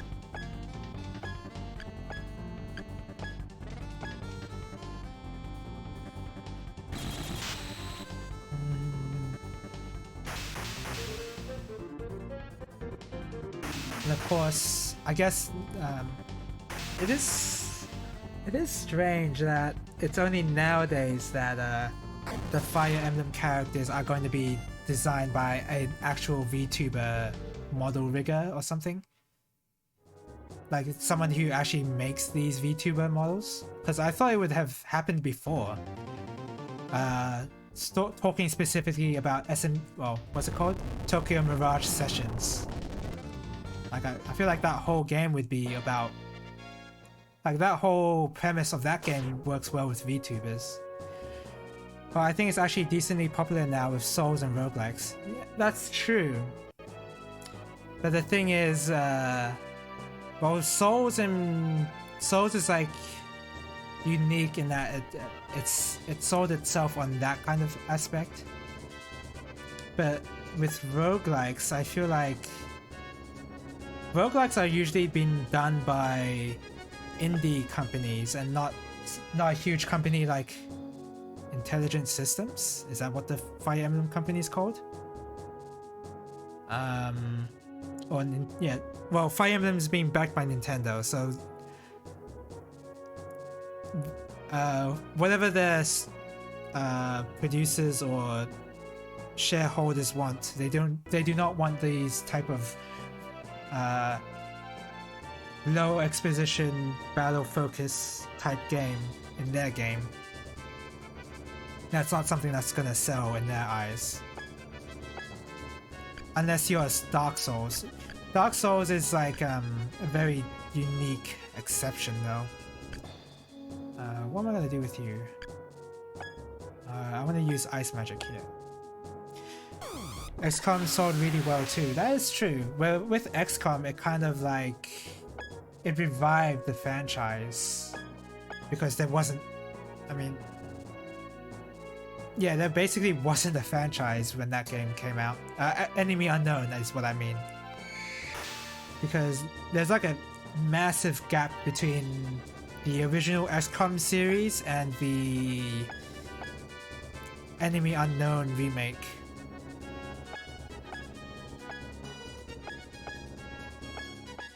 So part of that is the revival nature of that franchise is what made it popular as well. Which makes it even more impressive. Yeah, indeed, they could have screwed it up. But the way Enemy Unknown worked on the XCOM formula, but like deviated it, like they deviated from the original XCOM game a lot, but still made it work like an XCOM game. I think they did really well for that game.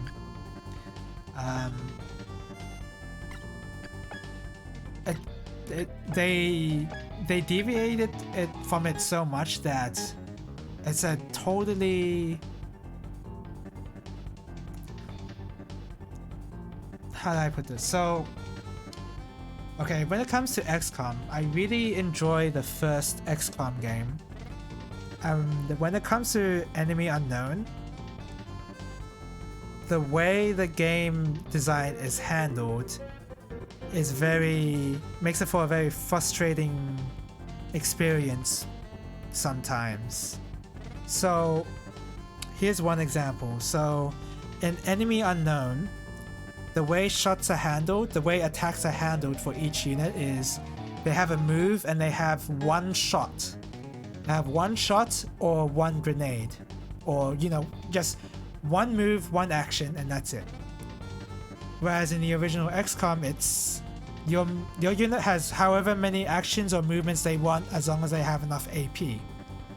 So what Enemy Unknown fixed was the clutter and the amount of things that you had to do in the combat. You didn't have to think about, oh, does this unit have enough AP, or like there's so many less things to think about, which is good sometimes. And there's no, like, you don't have to micromanage your units, and battles don't take forever to do. So Enemy Unknown does well on that front. But because they did it that way, they did it in the way where if you miss this one shot, then that's you're done. Sometimes that one shot can be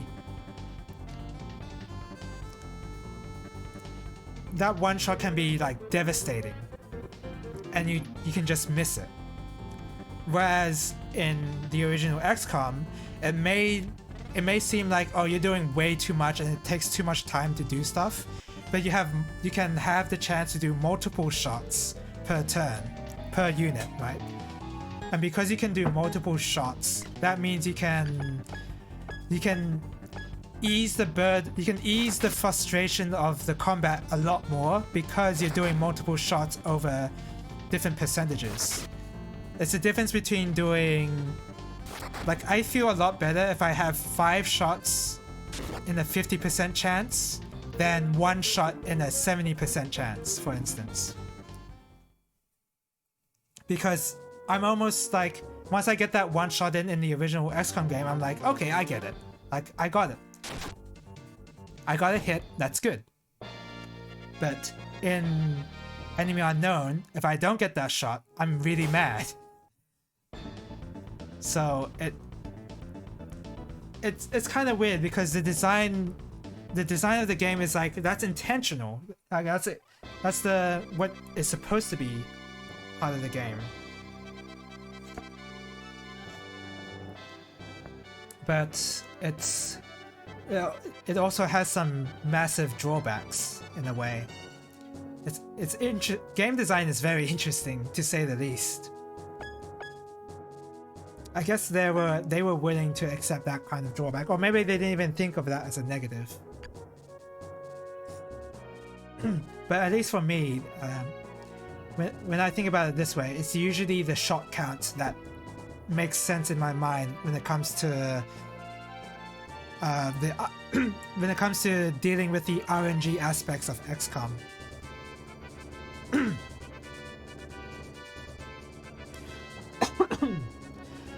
The design element I dislike the most from the original XCOM is mind control is such an excuse to force you to grind out your units.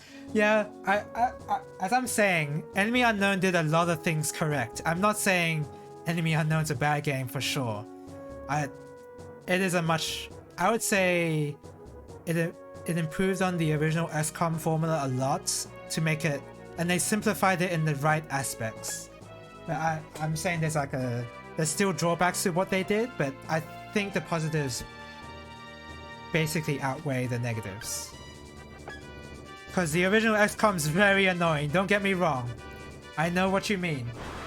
I know about firing your units in order to like hiring and then firing them and then doing that hiring process over and over again. You're basically screening your units to have like this stat that you wouldn't know is important at the beginning of the game called bravery or something. I think it's called bravery, like something that resists mind control or resists panic. And also you have to like build up that stat a lot more so that they're immune to mind control and stuff like that. Like that is not a very, that's not a good design choice. I would fully admit that. In that case, it's more like to do with how stats work, but yeah, that's nitpicky. That's nitpicky in the sense that it's involving stats, because stats is a massive part of how XCOM generally works anyway. So can't really dismiss stats as like something that doesn't affect the gameplay. Streamlined basically, but still challenging, so that's good. Yeah. So they did good things. It's just that the frustration factor in the remake is amped up by a lot because of how they streamlined it.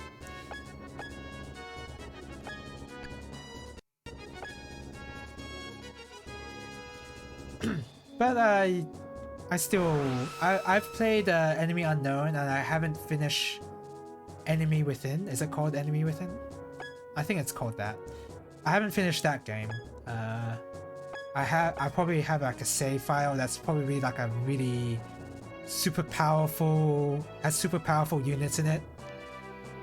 But yeah, I don't know. I don't think I'll be able to play that save file specifically because I'll be missing so much context. It's like the same thing as playing a JRPG you haven't played in so long and then starting at like the 3/4 mark of the game. Like it's that on that same level basically.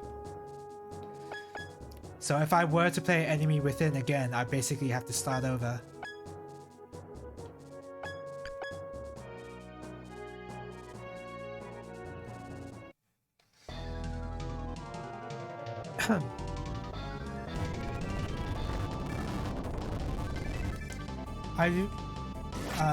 I do remember doing like so I have tried to do Iron Man challenges on Enemy Unknown before, but that game is really buggy. Surprisingly, that game is surprisingly buggy in the sense that sometimes you can't even select the square that you want to shoot on, for instance, because of the way the camera is angled and the way the hitbox works or something. Like there was an instance where I couldn't actually shoot the alien that was hiding around something, and I couldn't click on the guy at all. I couldn't click on that alien. So that bugginess is what made me quit the Iron Man challenge, because if my permadeath save file can get ruined by bugs like that, then there's no point in trying to play the game fair. So whenever if I do try to do Iron Mans of XCOM, it's really just I have to exercise self-restraint basically, or self-control, where I play it on non-Iron Man mode, but treat it as if I am. And I have it on that way because I want to be able to deal with bugs as I play through the game. Which is it's a really stupid thing to think about while you're playing a game.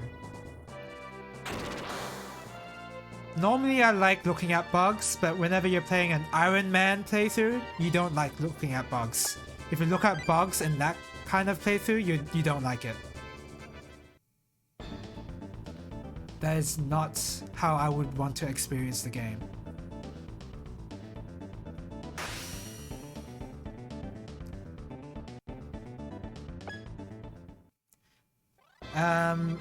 Oh wow, this battle's already nearly over. I was kind of scared at the beginning because they were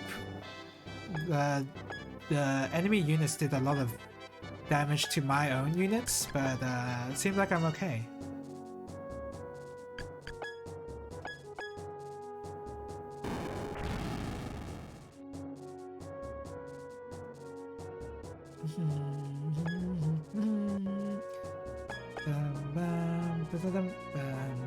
Zelda seems pretty easy. Didn't he one-shot me last time in an unwinnable fight before?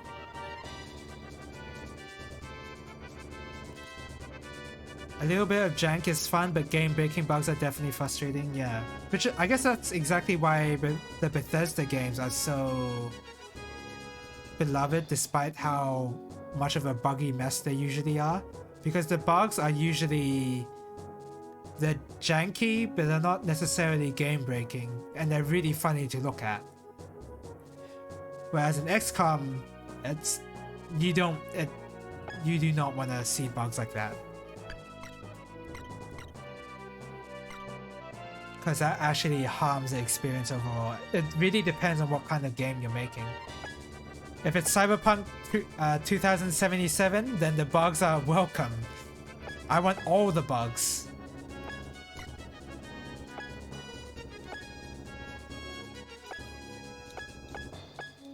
They are unreleased, but the community fixes all the worst ones. Oh really? Is that how that works? Bethesda doesn't even playtest their own game? Are you serious? Oh, I healed the wrong guys. Whatever, it doesn't matter. Huh, Petite is... So, Petite is not healing more... Petite is doing more damage than Zrelos. Even though I don't want that to happen. Let me see. Your wisdom's at 100. Your aggression's at 6! Should be healing some other dragons.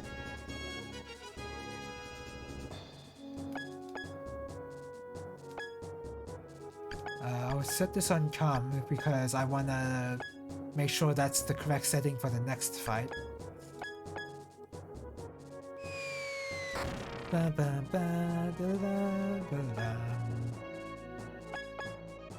Tons of damage. I like doing tons of damage.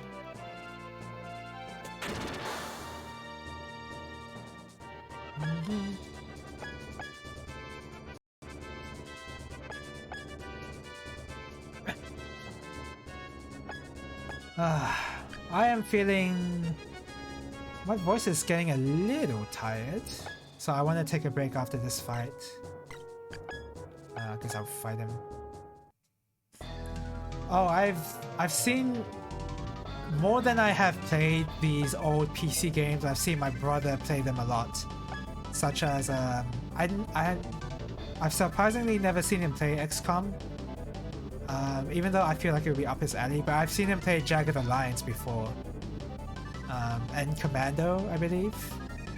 Those two games. And I've never played those games before, but I've always seen him play it. They seem pretty fun. But yeah, when it comes to my experience of games I've actually played as a child, it's usually just emulation. It's emulation of Nintendo consoles. I did a full playthrough of Jagged Alliance 2 a few years ago. That game was suffering. Oh, really?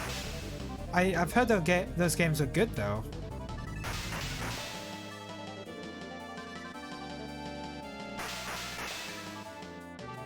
I guess that's what I get for not doing any research on the games themselves, which I usually don't do. It's good, yeah, but incredibly frustrating. Oh, okay. It's not any different to... What's the frustration level compared to XCOM? Like, I thought they'd be the same because they have... I thought they have similar combat mechanics, I think? I thought they did.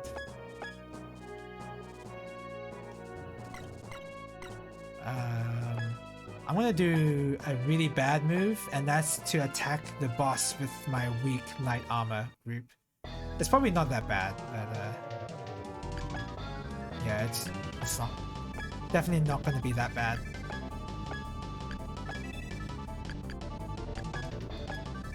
This should kill, maybe.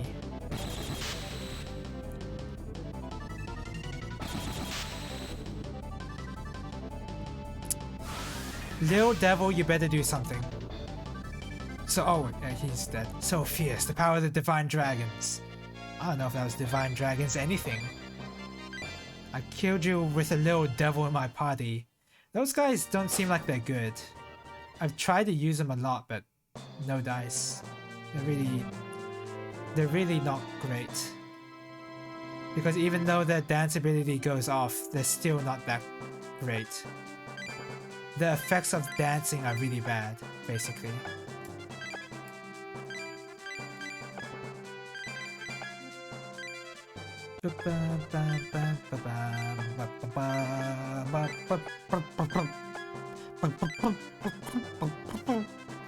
Souther has been defeated. Matterlight, we've won! Let's go back to the town. We have to find the divine dragon, for Princess Yo-Yo's sake too. The desert region of Dafila.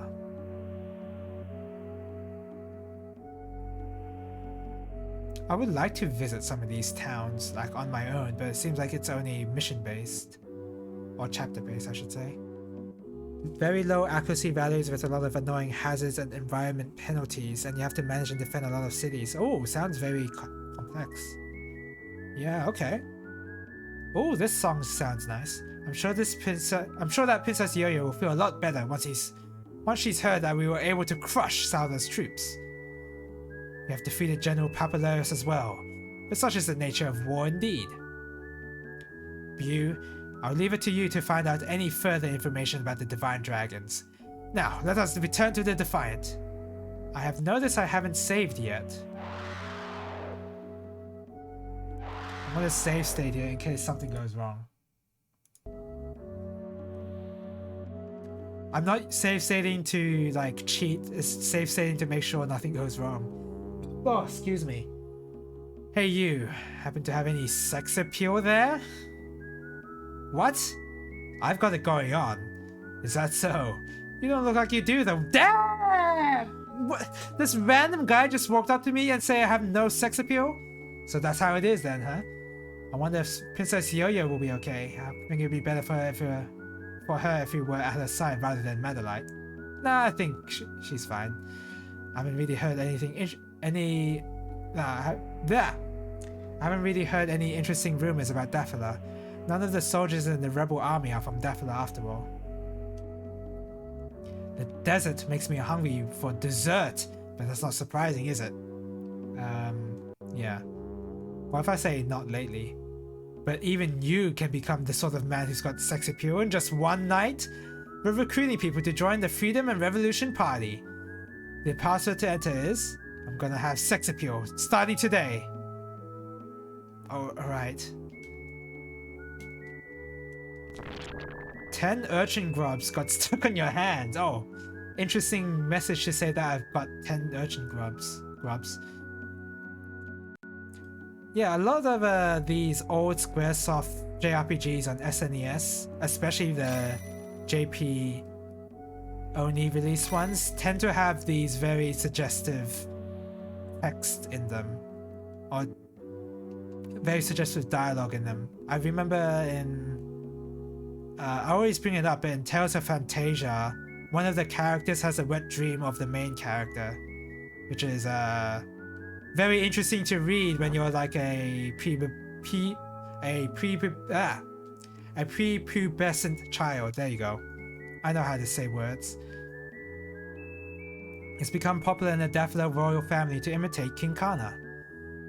It must be hot wearing a fake beard and a robe, but they're toughing it out. The king's harem was revived now that the Empire's army retreated. Why did I need to know about the harem? Mom went to the harem and she took her unmentionables with her. She called them her lucky charms. Ugh. I don't think I wanted to know that. I can't bear to tell the kids what happened to their mom. I just wanted to come back home.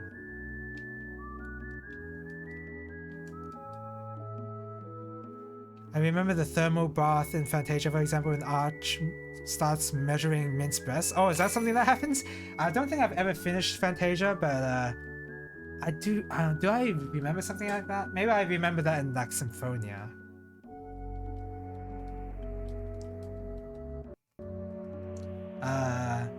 Yeah. Now that you mention it, I think Arch is the one that has that wet dream. Now that you've mentioned the characters' names. Grandma's going to the harem now, and she seems happy about it somehow. Oh. Obtained 5 bottles of super vodka, and the dog barked. There's also another scene where you got to meet the sacred horse. I don't recall that, actually. There's a lot I don't recall from Fantasia.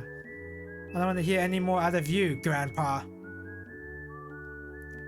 And Arch leaves Mint alone because she's not pure, implying she had sex and she's super young.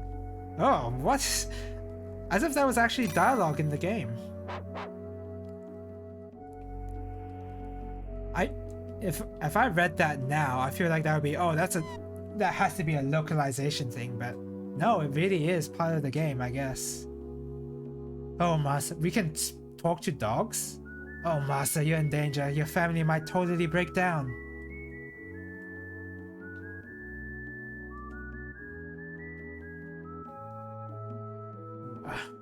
Okay, so that's 2 houses in a row that talked about the king's harem or whatever in this town, in this city. My son, even at his age, he won't do any work. He just spends his days pretending he's a member of the rebel army. The money I've saved up in the vases is about to run out too. Terrine. There's 3,000 Piro in the vase. Steal it? Nah. We are really not wanting for money right now.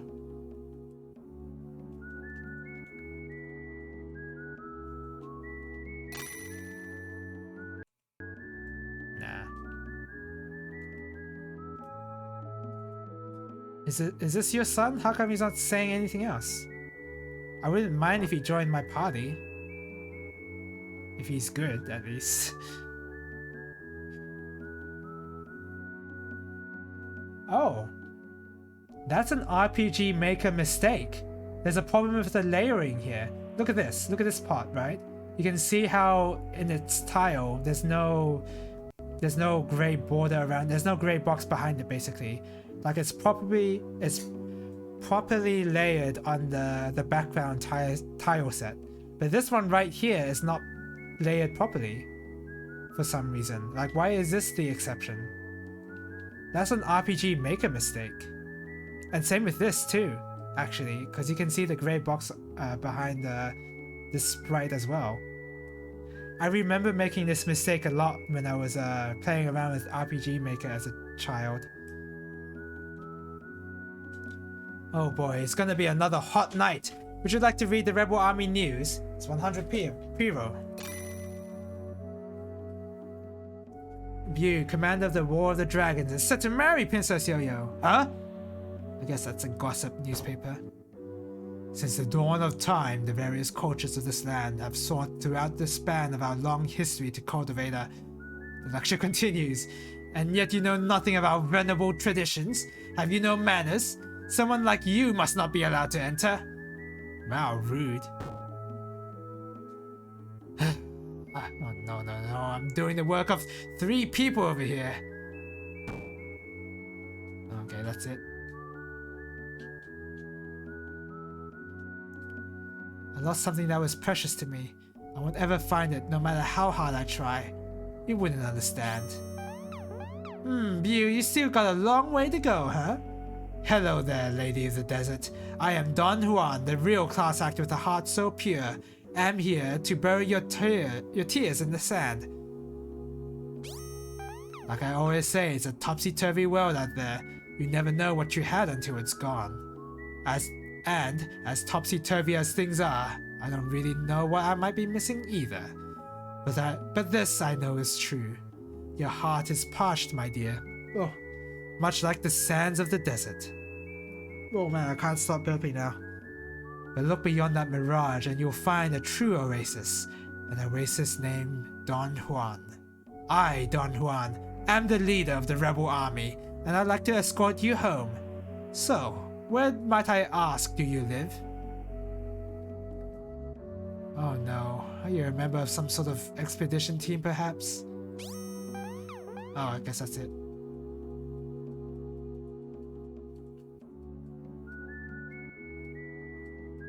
Yeah, I guess that's it. Yeah, I guess he really is the best character. Even though he just has a regular sprite. I could have at least given him the courtesy of a new sprite. I'm going to be doing all of this and then some with my wife. Right? What the hell? Right after we get married? Okay. I wonder what's going through behind those windows. All the sexual innuendos just came out in full force whenever when we actually entered this town. Dark Force robe. Like a Sith robe? Okay. Shh, be quiet. What's the password? I'm gonna have sex appeal starting today. Alright, go inside. Before I do that, that seems like progress. I want to talk to this guy. Back! Away with you now! His Majesty has arrived. Oh damn. That wasn't Out of the way now! Passing through! Thanks. I will take my break now. I have a lot to be grateful for, with plenty of girls here for me in the royal palace. I'll be able to do all sorts of things with them. Phew, I'm a busy man. Alright. I, Don Juan, have arrived. How did you arrive from the below there? Surely you would come in from the left. As a member of the rebel army, I wish I could spend the night here if I could. Would you excuse me? I'd like to get in on the action here. Can I have that much at the very least? The world can be a topsy-turvy place, and you're the one holding the wallet view. I suppose I have to pay you back later. I'm afraid to talk to the old man again in case it triggers something. I do not know what the event trigger is, unfortunately. Don't worry, assassins have been hired for the night of the revolution. Huh? Where did those two go anyway? A revolution? There's no tomorrow for Daffodil without freedom and revolution. There's no future for us without girls. What is going on in this city or town? I don't even know anymore. I guess it's a kingdom or a palace. Oh, I have so much to worry about. So many problems. Give some advice. If we don't do this now, with the Empire gone, we'll never have a successful revolution. We'll have the name Freedom and Revolution Party, but we don't have a leader. Plus, I'm only number 2 around here, at best. What would you do then? You're the leader of the rebel army, aren't you? Could you be our leader just for a little while? It really has nothing to do with me. Aw, even though there's a map to the Divine Dragon in the Royal Palace. And you could have picked that map up during the revolution, but hey. Nah, I want to talk to other people first. Nobody will ever find me here. Well, I must remain patient in any case. This is all part of my training. Oh! Hey partner, we've been spotted! Oh. They just teleported onto those tiles. I should expect no less from the leader of the rebel army. Would you like to hire us? You want to pay me later? Sure. We'll be okay with payments in up to 15 installments. That sounds like a good deal. We'll get any job done flawlessly. We're assassins who guarantee a clean hit. If you act now, we'll throw in a level 2 ninja skill at no extra charge. We do require a down payment on our optional plan. What was that? What would that optional plan be?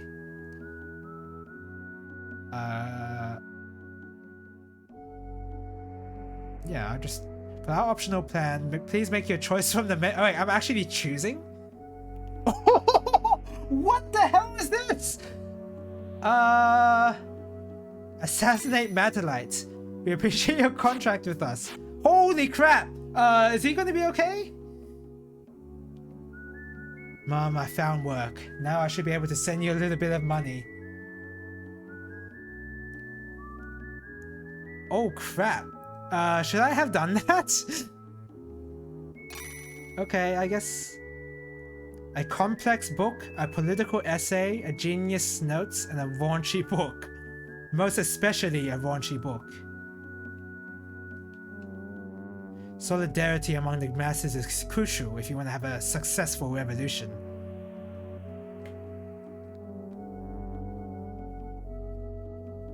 What haven't I told? I think there's one more oh, this one. I don't have any sex appeal. I just don't. I don't get it. Why am I not popular? Everyone here knows what I mean, right? I hope I didn't just lose Matterlight because I asked those guys to assassinate Matterlight.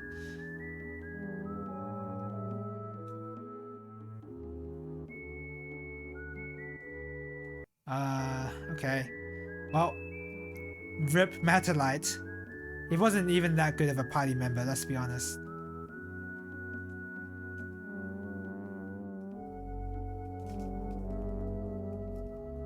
Alright, I think... Oh, excuse me.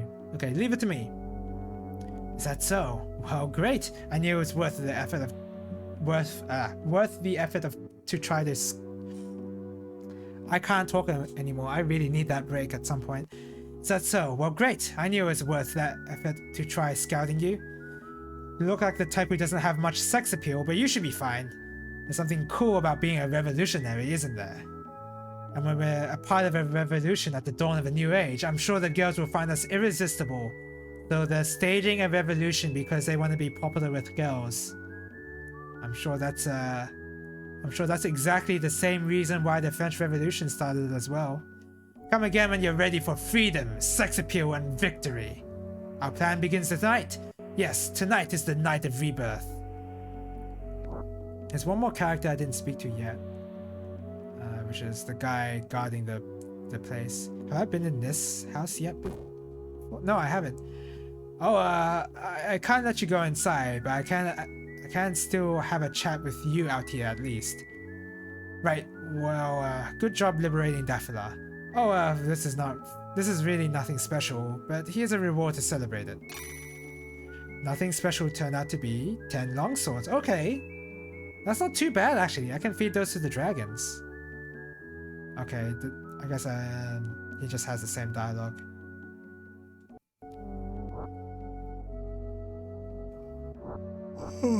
Excuse me.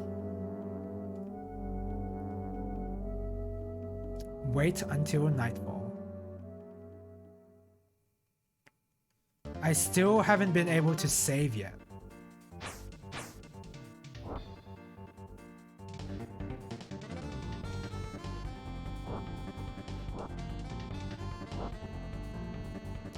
I really hope that Assassinate Matadite doesn't bite me in the butt.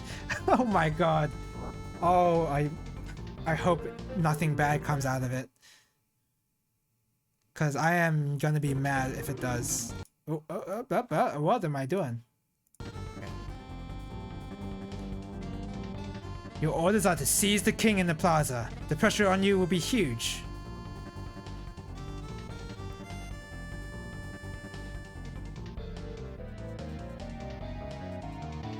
What's going on? Oh, they're running from the palace. And Don Juan just doing his thing.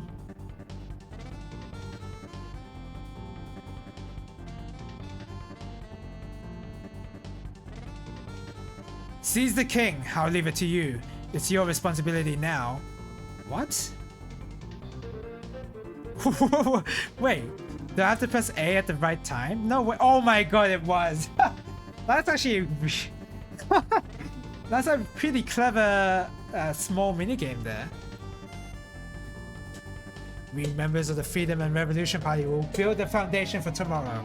Now leader is Brew. We hereby make this declaration. Daffila is a free and independent nation. This is the beginning of a new era. Yikes! I'm going to flee the country. I wish everyone else in this country well.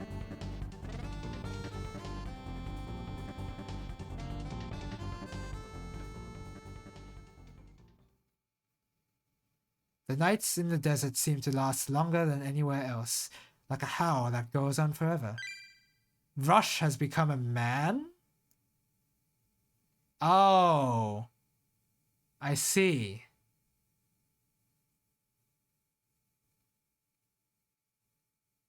Hmm. I should have expected this kind of event, this kind of I guess it's an event. This kind of event from collecting items such known as erotic books and raunchy books. I guess, yeah. Pickleback was already a man. Oh, damn! And as for Bew, and nothing happened with Bew, of course. He has to stay faithful with Yo-Yo. Okay, I need to take the break. I can feel my voice getting a bit tired, so I'll be back in about 10 minutes or so.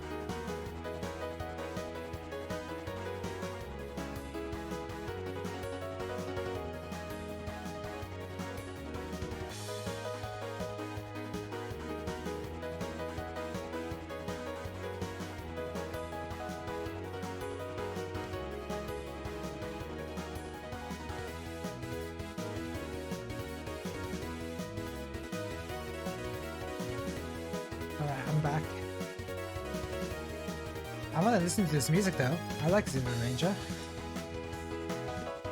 I'm gonna get back to playing some Zero Ranger and doing some actually good scoring runs on that game as well.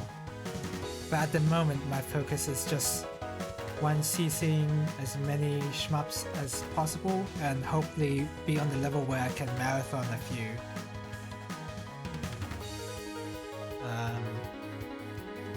Like a marathon a few in a row and not like drop a 1cc, because I can't really, the amount of games I've 1cc'd is very few, such as, well at this point I guess Raise Counter counts, Zero Ranger, Refrain, Blue Revolver,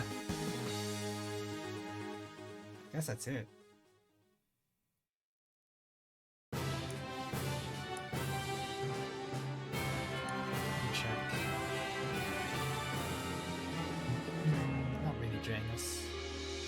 Yeah, I guess that's it.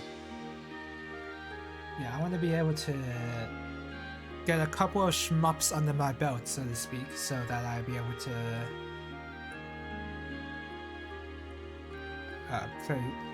play them all in like one stream. Unless to say one stream, but like whenever I've always liked shmups as a kid, but I've never 1cc'd a single one back then. So, I mean, I guess that was the experience most people had with shmups. Like, they may be a fan of the shmup genre, but I can't imagine that most of them would have actually 1cc'd those games in the genre. Yo-Yo. I might have done it for like Metal Slug and Twinkle Star Sprites, but that's a long time ago. You must awaken.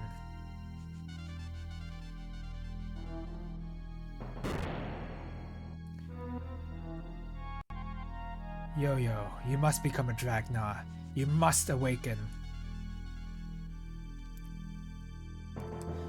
It's interesting that I'm playing this alongside Yu-Gi-Oh! 5Ds, because the key word is Signa, as they like to say in Japanese, even though it should be Signa, but whatever.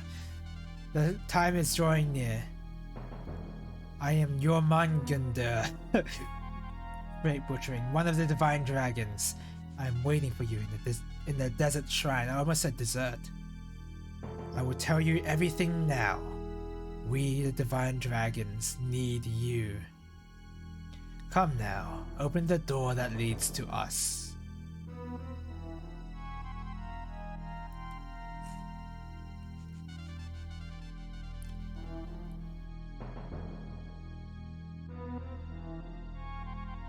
Can she be in my party again? That'd be nice.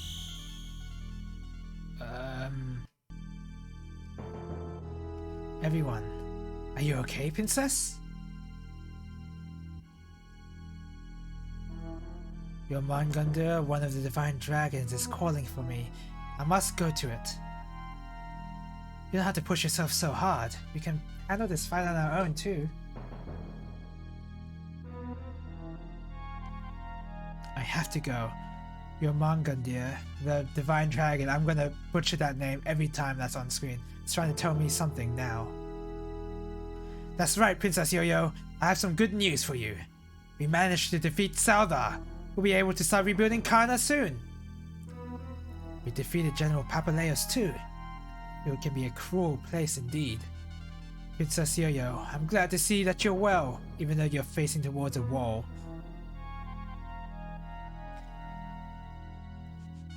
Princess Yo-Yo! Did she trip? Don't worry, Yo-Yo. I'm right here. General Papaleos.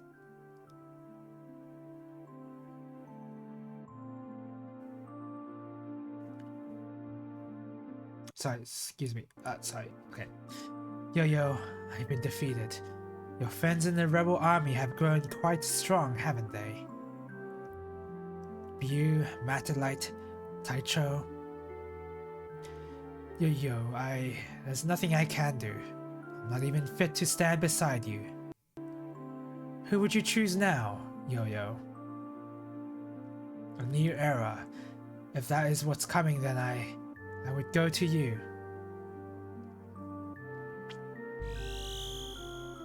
What? He turned into a... Oh, no. I thought he turned into a dragon. Girl, you stand to become a Dragna. This is the extent of your desires. What a small dream to have. A small dream, yes. But even so, I can't make it come true. You, girl with a small dream. Why do you think that?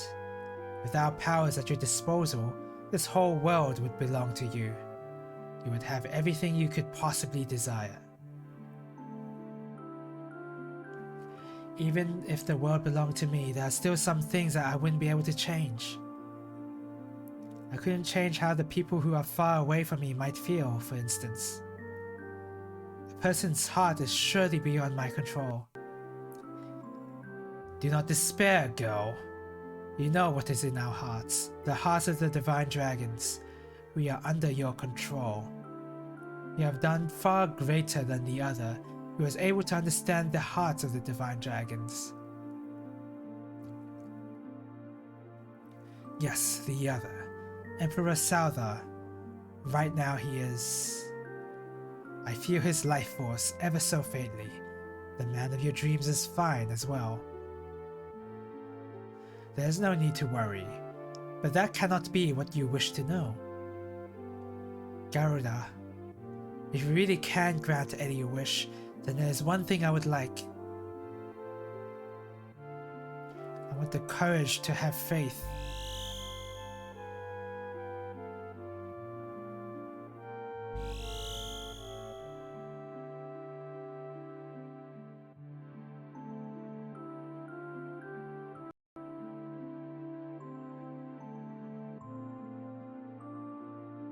What? Why are they glowing? I thought for a second I was able to control them, but no.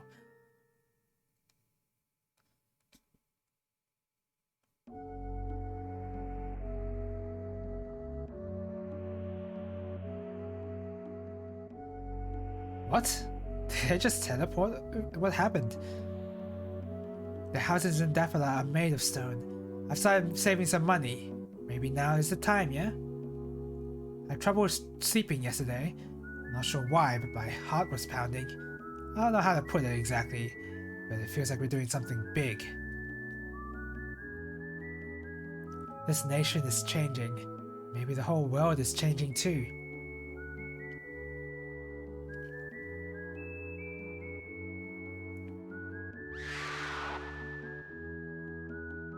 They're here, huh? Freedom and revolution. Overthrowing the royal army. That would mean overthrowing Matalite and Princess Yo-Yo. That happened in Ghana. I have mixed feelings about it. Yeah, we kind of just helped out a revolution and immediately came to that conclusion somehow. What are you zoning out for? Let's go. Princess Yo-Yo is feeling fine now, thanks to my treatment. Of course, they promised the map, so maybe that's why we did it immediately. Where's the Divine Dragon's temple? Listen, Matalite. Dafala is an independent nation now. It all happened last night. Freedom and revolution? What, are you talking in your sleep? Freedom? Revolution? Who cares about that? Where's the Divine Dragon?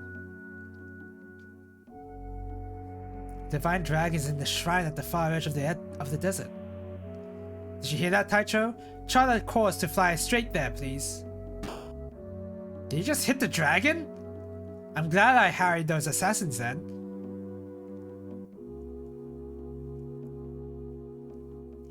Matalite always does whatever he pleases. It always gets to me somehow. I'm not just here to fight. I want more out of all this. Oh, it's hard to explain. It's so confusing. I'm here for fighting. It hurts. There's this pain in my chest. I'm a soldier, so all I can do is follow orders, right? Right? I just can't see things through. Talking about my feelings like this makes me feel totally pathetic. You know, Bu, a lot happened in that dream of mine. I felt very close to you then, Mew. Is she lying? I'm sorry for making you worry, but I do know this much for sure. I'm already feeling better. Oh, that Petite is very excited. The princess kept saying your name while she was dreaming, Mew. And it seems like your Manganda appeared in her dream as well. She said it was trying to tell us something. And I can feed these dragons, I guess? Yeah, I can. So I need to feed some of these dragons some long swords. Israelis. Because he has very little aggression for some reason. And very little strength as well. Yeah, you need these long swords.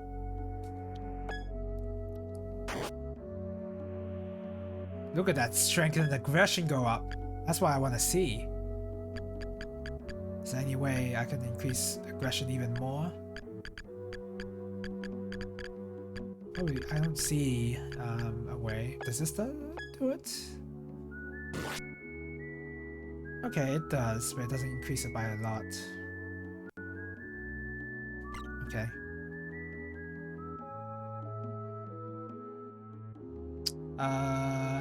Oh, Biggerback is here. Mew, my brother, are you going to attack? I want to bask in this freedom. Maybe I could buy some mushrooms. I want to bask in the freedom. So, these are the dragons. They look so slimy. It makes me sick. I think I'll be able to make lots of friends this time, Mom. Okay, so I fed some sources Raylos. Who else needs some element stuff?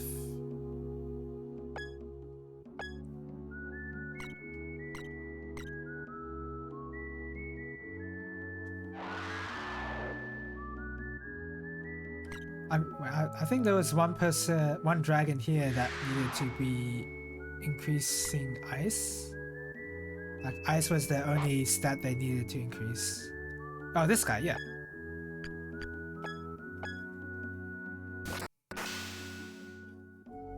$202 strength. We'll give you ice armor too, why not? Nice, there you go. So he's full up on elements. And I can give Flame Vest to... I want to give the Flame Vest to... Ooh. I was thinking of giving it to the healer, Petite. Let's see what stats it decreases. I'm hoping that the Flame Vest will decrease aggression. It does, so I only need 5 more.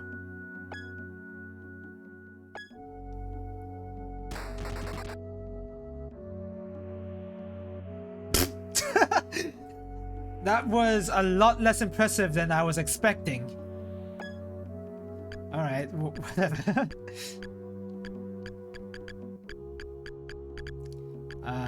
Oh, raunchy book. That's even better than an erotic book, wouldn't it be? But what is the exact difference between an erotic book and a raunchy book? What's the difference there? Surely there wouldn't be any.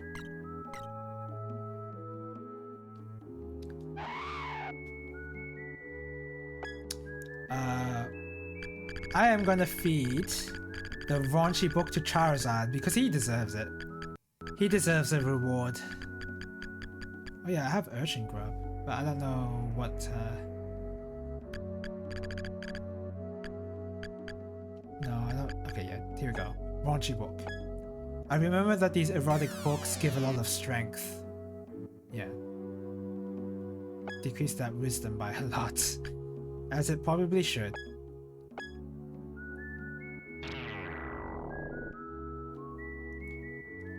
Okay.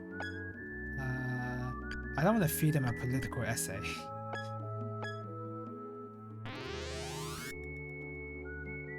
$99 wisdom, that's pretty good. I don't want to increase Charizard's stats any more than that now. Zralos needs to work on aggression. Aggression is the big thing here. Okay. this increase aggression? It does. And I think this will increase my intelligence. It reduces aggression, which I don't want.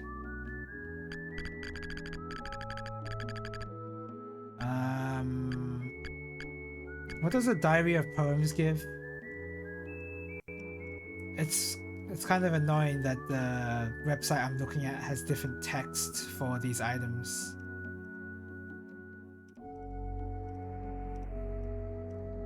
Poem Diary.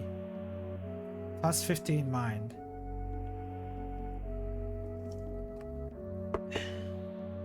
Okay. Sweet wine gives intelligence, I remember.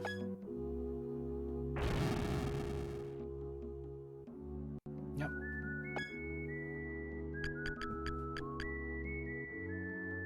Sweet honey gives decent intelligence.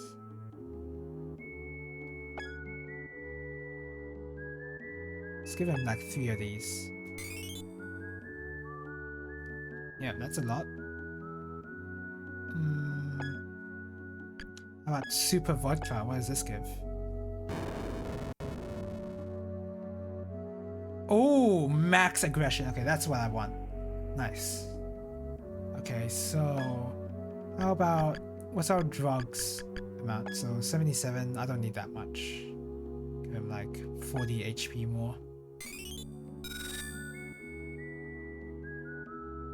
Okay. I'm not really happy with what he has in terms of stats right now, actually.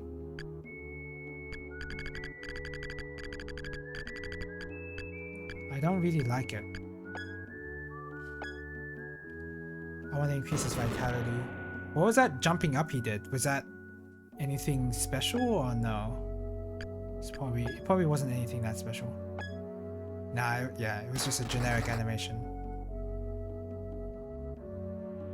Okay, the armor helped out. So right now his stats are actually something. Like they're above the 100s. He's able to do some damage now and help out his magic party. Okay, that's enough. Does Orcus need anything?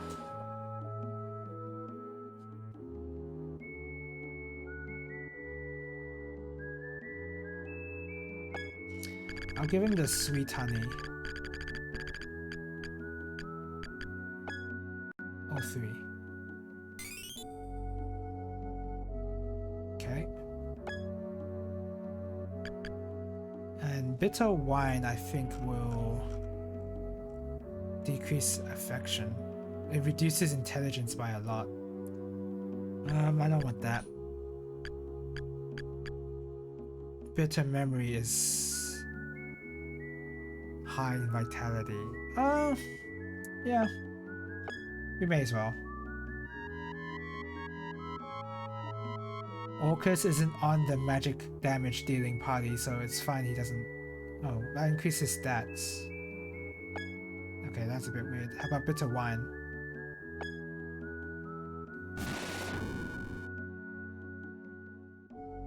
Oh, black dragon already? Wow. Must have fed him too many corruption stuff. Luckily I have a couple of panaceas lying around.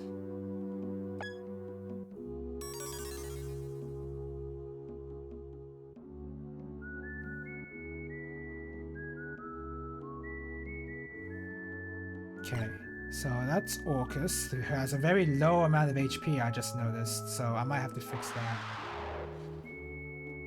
I want him to have more vitality too. So maybe... yeah, I'll give him all the diamond armor. Okay. It's above 100, so that's good enough.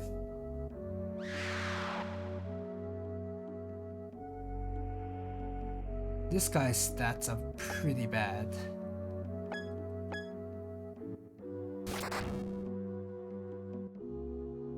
Okay. Then Halberd.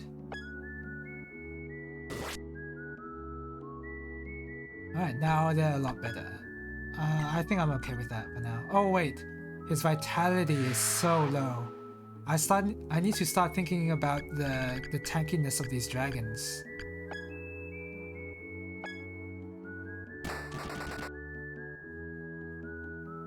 Okay, that's enough. And everybody else, yeah, I'm done. So now we can go into the next fight. What kind of... you don't have any different mushrooms?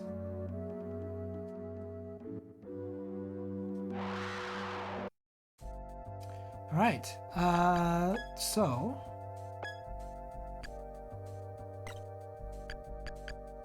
didn't I get new stuff? Oh yeah, I got Master Rods. Is Yo-Yo in my party now? Surely so, right? No, she isn't. Oh, there she is. Why is she here? Oh, I don't want you there. Go here. Oh yeah. Oh, I got assassins. Ninjutsu. So I wanted to actually put a light armor on the Lancer party because they're having trouble getting to places, and same with the light party on the priests here, because it seems like actually that the white drug is healing too much HP. It's like the medic problem in Etrian Odyssey 4, for instance. Like, they heal way too much HP for them to be like useful as like a single class, for instance. So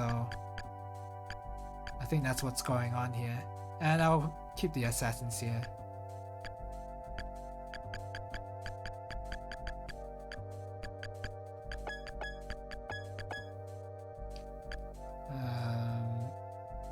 I don't really want that Lancer there, but that's just whatever.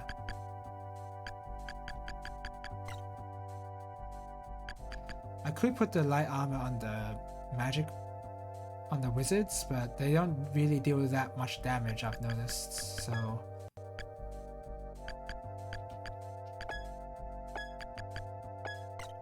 maybe it's a different story when they equip much better rods. Dark Force, Earth Resistant. Okay, sure.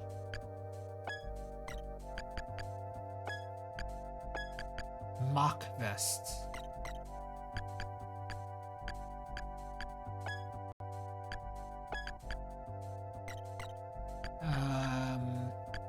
Who would benefit from that? I don't know. Oh, assassins? Yeah, sure, whatever. Okay. Ready to go. This is a desert shrine. Princess, I sense it too. Your Mangandir, the divine dragon's calling out. And this weird fog effect around the borders of the screen.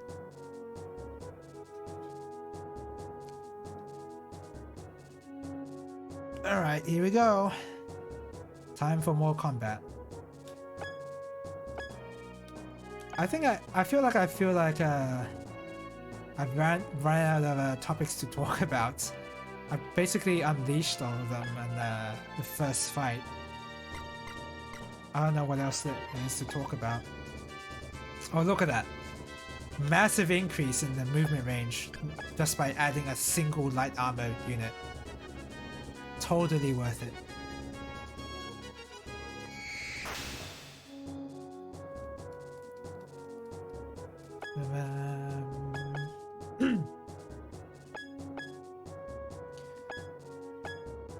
Black magic. Oh. Oh, because... wait. Oh, Yo-Yo's in my party. Is that why I'm doing less damage?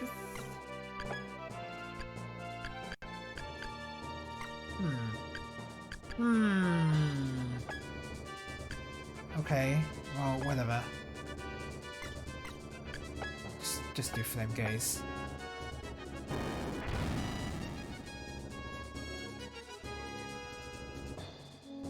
Still not a lot, even though it's level 40. I wonder why. Is it really because my dragon is very low in intelligence stat?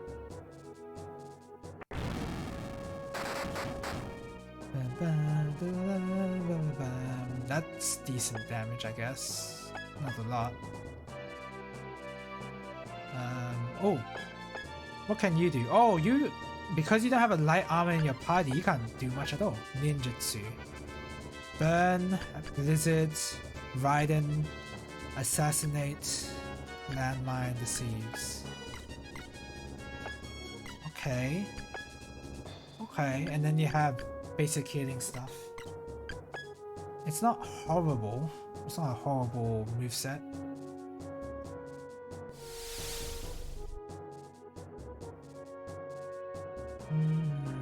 Wow. You just had to use poison gas on them. What's your stats at? They must be really bad for you to do that. Wisdom's at 33. Okay. Does that explain it? I hope it does. Because I'm gonna bump that dragon's wisdom up like crazy.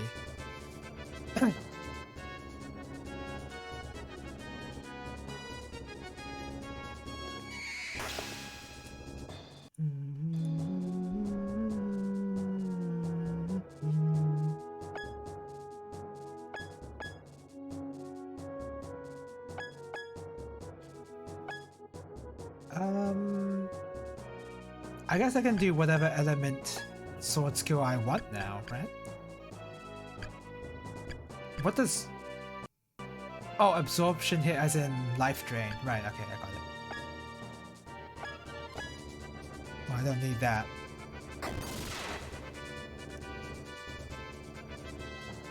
Bam, bam, bam, bam, bam. Oh, I just realized I used earth magic on... or earth physical hit on some birds. That could have ended poorly.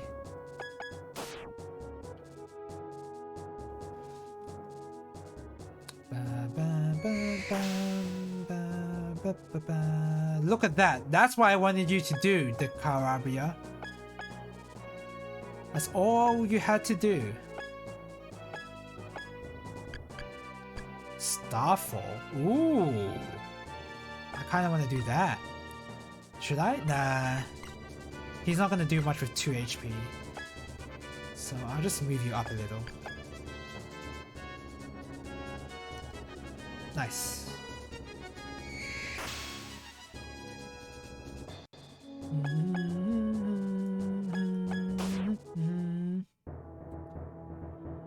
Whew.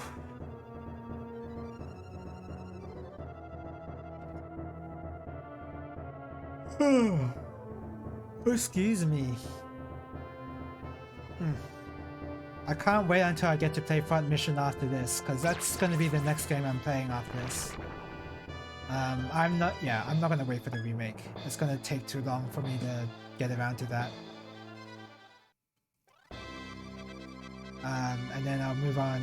I'll probably try to play the series sequentially as well. And depending on how bad my computer handles emulation, by the time I get to 4 and 5, then I'll see. I'm really excited to play those games again because I really enjoy the Front Mission universe, especially whatever happens on Huffman Island. It's a really detailed, lots of backstory towards what this island is and why it's so important. There's even a great manga series about Huffman Island as well, which I've read as well, and it's a really good manga series. I like it a lot. There's one, it's almost like a collection of short stories, kind of. What? Oh, use it on yourself, but the radius is... Oh, okay. Weird. That's very weird. Dislive. Oh, like the opposite of live. The opposite of living. Okay, I get the name. I think my cure damage will... I think my heal will damage them, right? Yeah.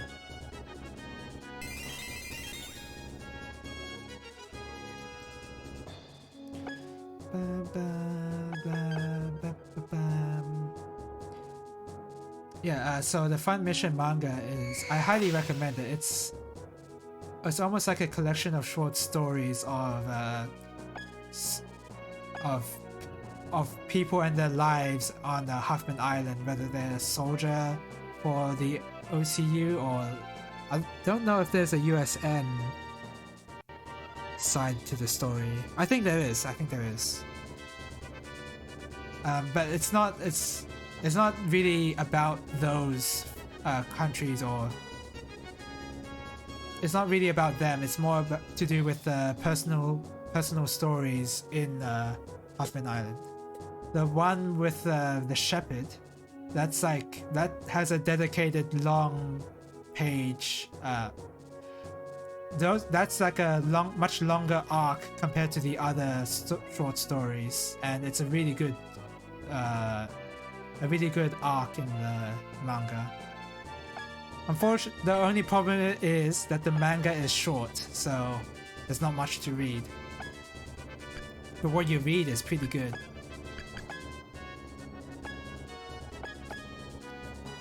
Yeah, I kind of like most things Fun Mission as long as it's not been tainted by Squeenix too much. Or by people who don't know what they're doing, like with Left Alive. I don't know why they thought that was a good idea. But they did.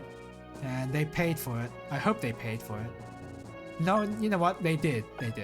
Because of the poor sales and poor reception. So yeah, I'm happy.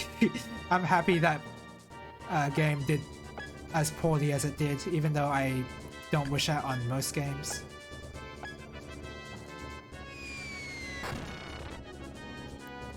It is like a bit of an issue, thinking about it now, because the original writer is not on the team anymore. It's not on,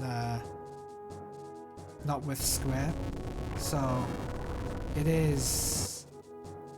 No matter what Squeenix does, I imagine the fans wouldn't be too happy about what's going on. I guess that's exactly why they didn't touch the series as a whole.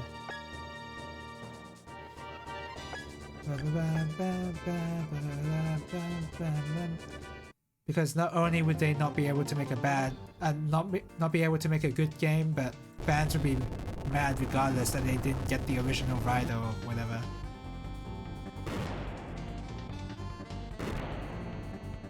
Wow, 18 damage. That feeding the dragons really helped out there. I was right to increase the vitality of some of these dragons.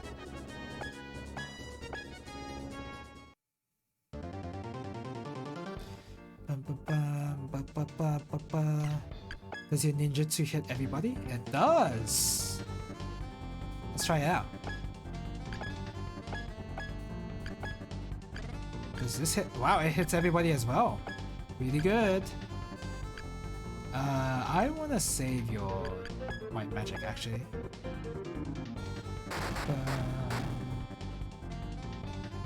It doesn't do that much damage. I guess it does enough for a single battle. That should kill, right? Yes, perfect.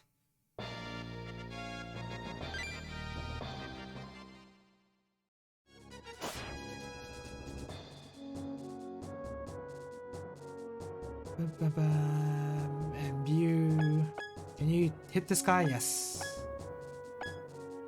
Yep.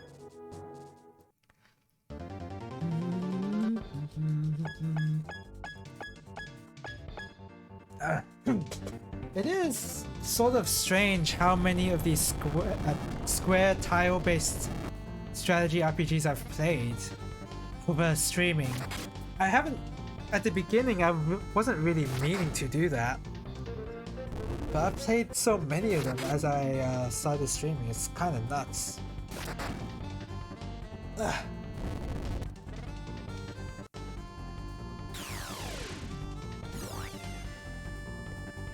Okay, not much HP, that's fine.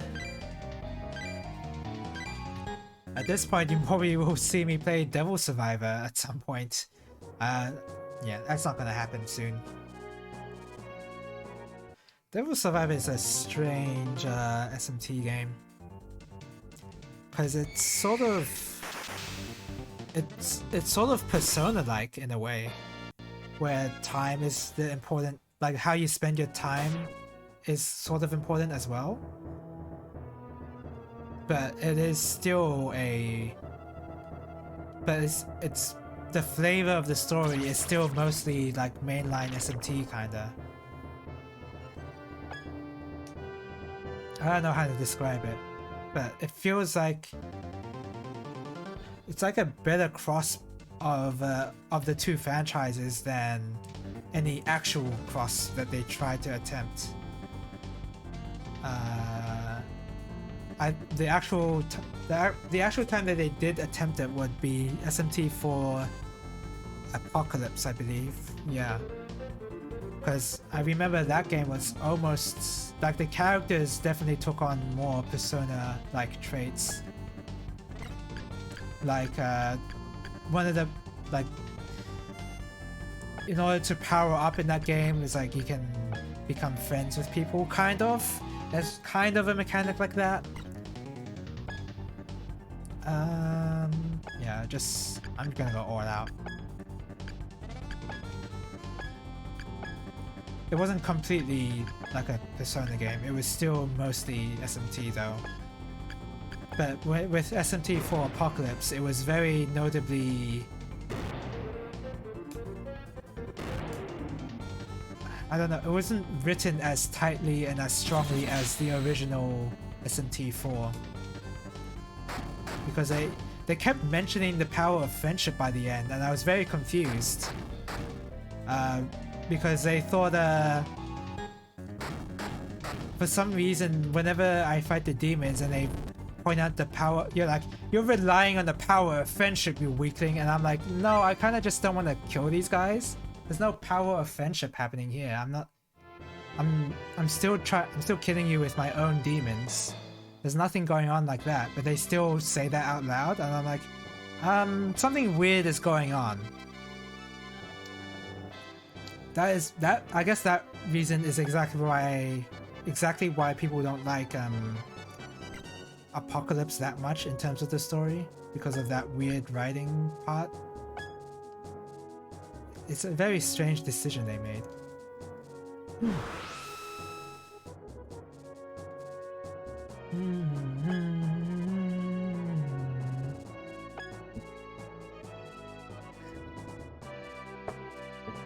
I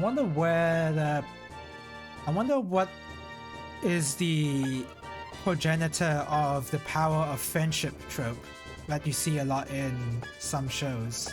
Like, what was the first ever show or medium that had that trope? I'd be very curious to know.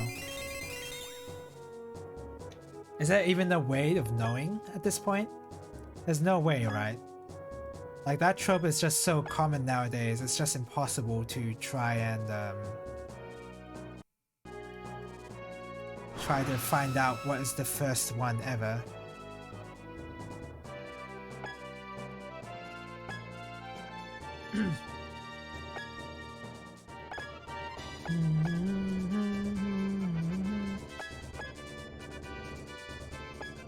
I guess it doesn't even have to be a trope though, because I mean, if you're trying to write like a moral for kids to learn, then it's sort of like, well, you'll naturally fall with the idea that you make a story about friendship making you stronger, because that's the type of moral that you want to teach kids. So I guess it's just a natural thing to do.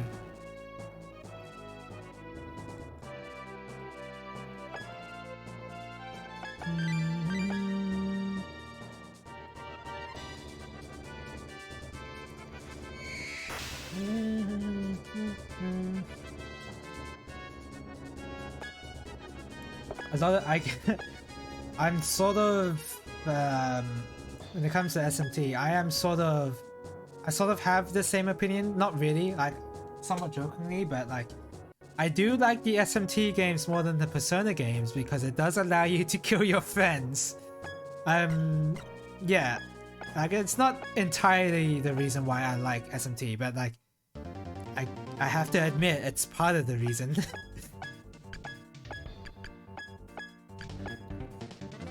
But overall, that's not really something you can sell your game on. Like, I have no idea how you would even try to market that kind of trope or whatever.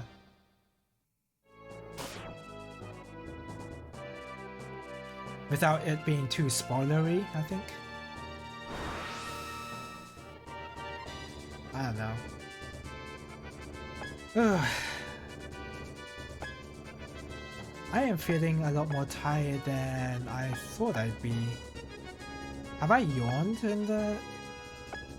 I don't feel like I've yawned since the beginning of the stream. I don't know, I haven't really been keeping track.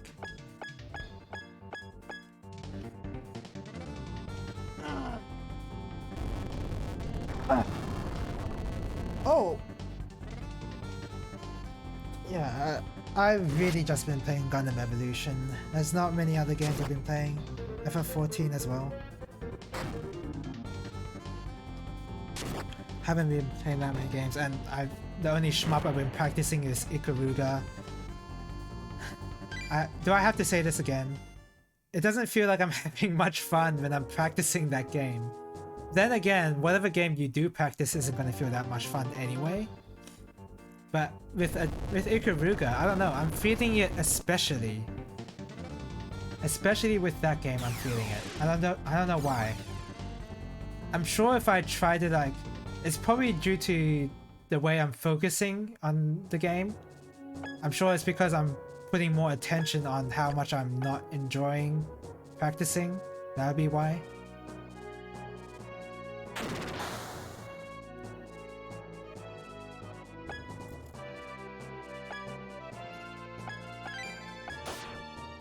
Ugh, this bubble tea is not that great. Oh well.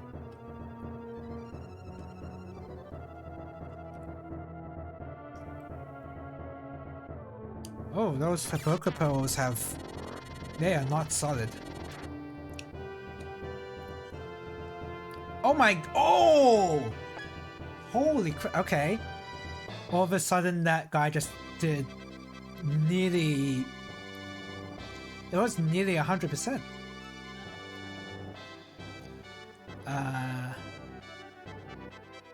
So I need a heal.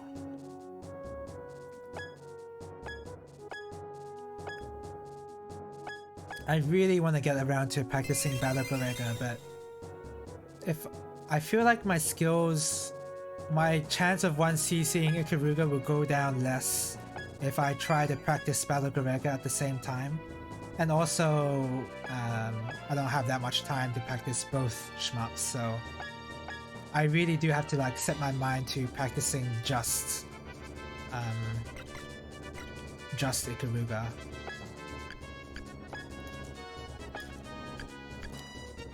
And this is only in the context of trying to 1cc the game and also score at the same time. If I'm just want to play a shmup just for fun, then that's like whatever, right? Like I'll just turn on Zero Ranger because I have a lot of fun playing that. I won't care about scoring or anything like that. But like, if I wanna like really wanna do a 1cc, then I have to focus on one game. Should I? Nah, you can't do anything.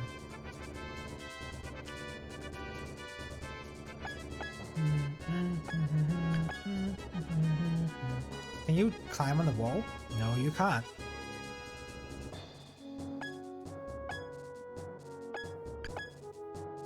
Come on, Charizard. Yes, thank you. Oh, not the target I wanted you to point at, but whatever. That's fine too.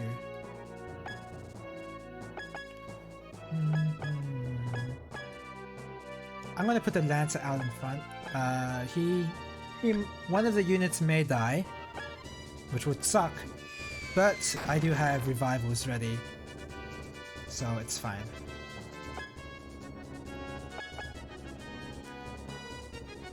Oh nice, the dragon will help me out as well. Nice, good.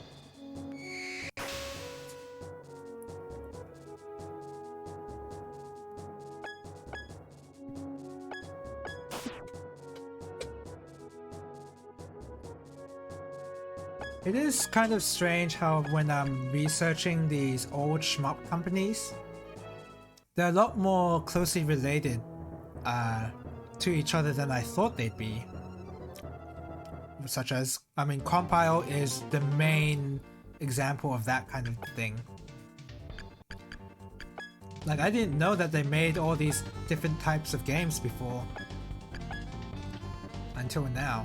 Never really bothered to research it, and the only time when I actually figured that out was when I was playing one of the lesser known games, like Guru Logichamp. It's a very interesting way to learn about a whole company.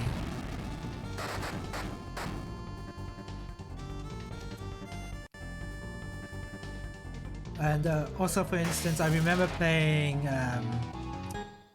Captain Tomaday on the Neo Geo, and one of the chat members actually told me that members of like some of the development team for Captain Tomaday actually went to Psycho as well after I had commented that the gameplay feels like a Psycho game.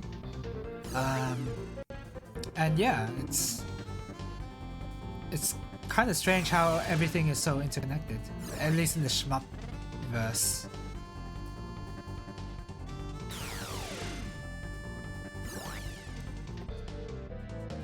I guess they kind of have to be, considering there's not many devs around who would want to make a shmup.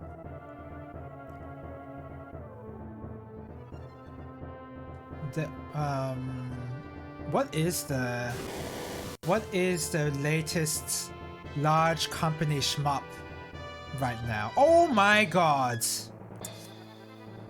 That did so much damage. Oh my god, he's dead! That Lancer party is entirely wiped out. Oh my god, they're dead.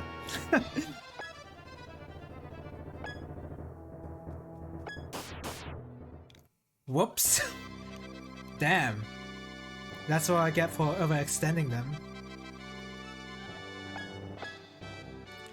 Well, let me like concentrate on this fight a little bit more.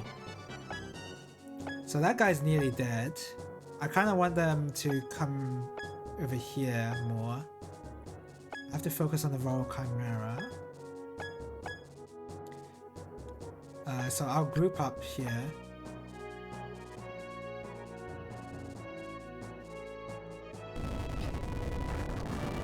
I don't think the Chimera will be able to get me from down here, maybe? I could be wrong though.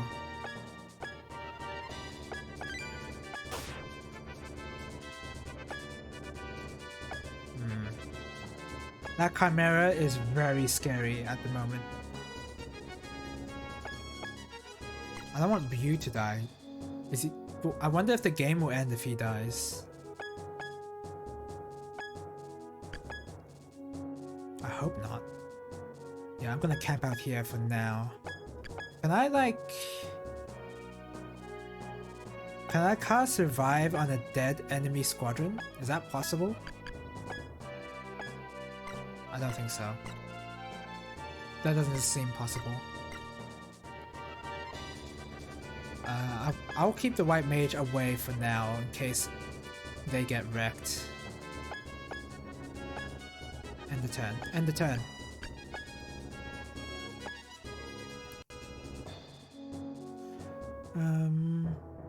Okay.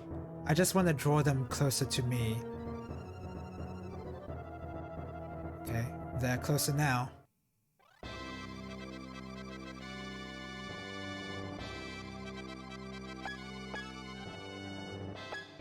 And I'm gonna just rush him.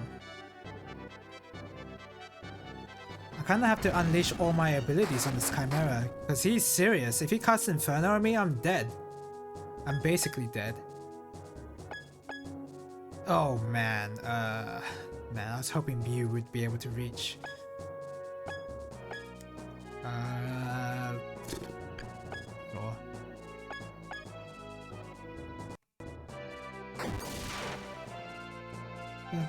Oh, I picked the wrong. Oh.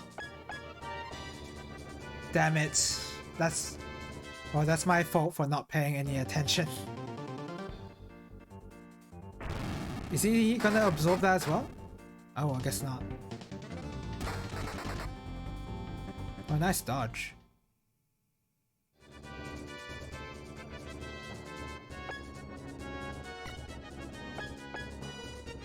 Can you reach the Chimera from here? Oh, it'd be so nice if you could. Yes! Can you? Does this work? Nice, it works!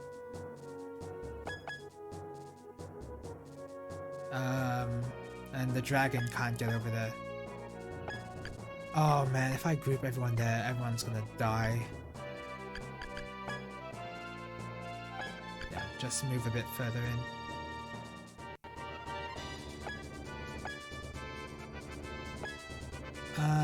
The dragons I have to heal a bit, right?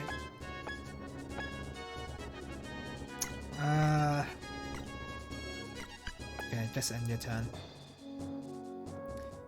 All of a sudden, this just got really serious, because this is the first time an entire unit squadron just got wiped out. That was very surprising. Man, Charles, I can just solo this guy for real. Oh god. Please don't do that much damage. Please don't do that much damage. Okay. Okay. Yeah. That's a lot. That's a lot. I was hoping it wouldn't be that much, but it was way too much.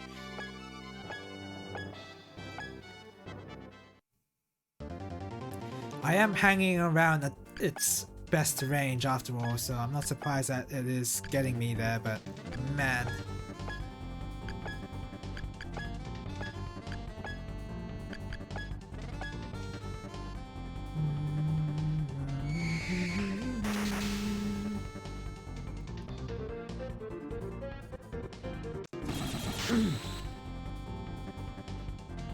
Okay.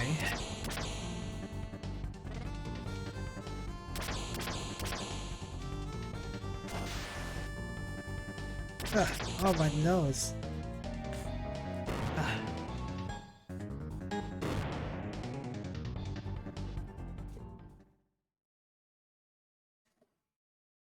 Sorry, hold on a second.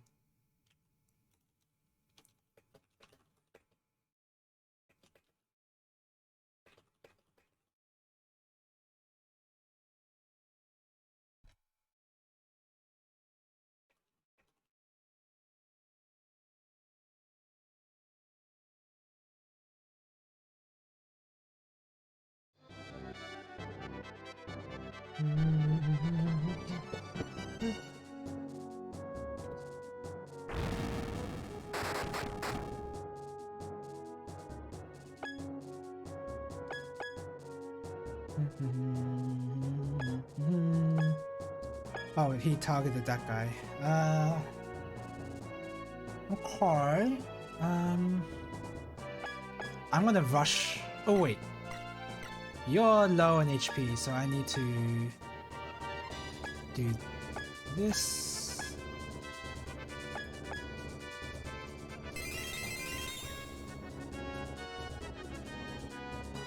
Yeah, that white drug is definitely overheating my units. I think it's really good that I put a light armor unit in that squad. The way these squadrons are set up, it kind of does remind me of SMT Devil Survivor. I thought Devil Survivor was like unique in that sense, but I guess it wasn't that unique at all. I mean, it still is, don't get me wrong. But I can't believe it's been done before.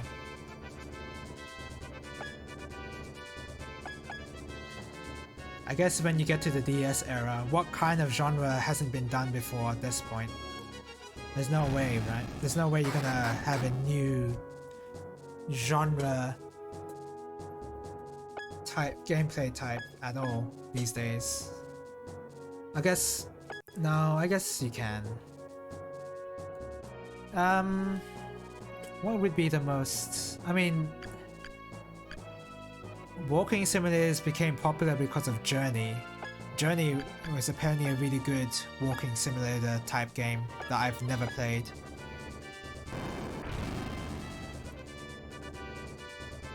But that was like the first instance of that kind of genre becoming popular, I believe. I don't know why I'm talking about this. Was that really relevant to like, is that really like genre defining what I'm even talking about? I don't know. Oh god, this guy is in a bad spot. Whatever, I'll just put him here so the dragon can attack. You use poison. Journey is good. I've heard that. I've never played it myself. Yeah, I have no comment on Journey myself. I want to play it. I wonder how. I know there was like some sort of hidden online multiplayer sort of thing. But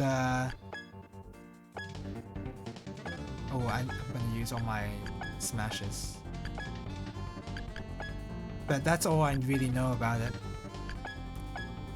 It is the kind of game where I shouldn't research it after all.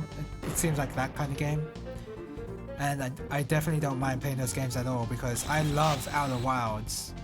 Outer Wilds is one of my favorite games and it's in probably my least liked genre as well. So it's just the way that they handled it is really well done. Before Journey, they also made Flower, similar experience but less ambitious. Yeah, I've never heard of that game before. Have they made any other games since Journey? Because I can only think of them making that game only. I guess not now because they made a game before Journey called Flower, but have they made anything after Journey?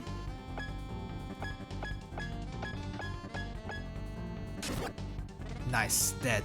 Dead Chimera.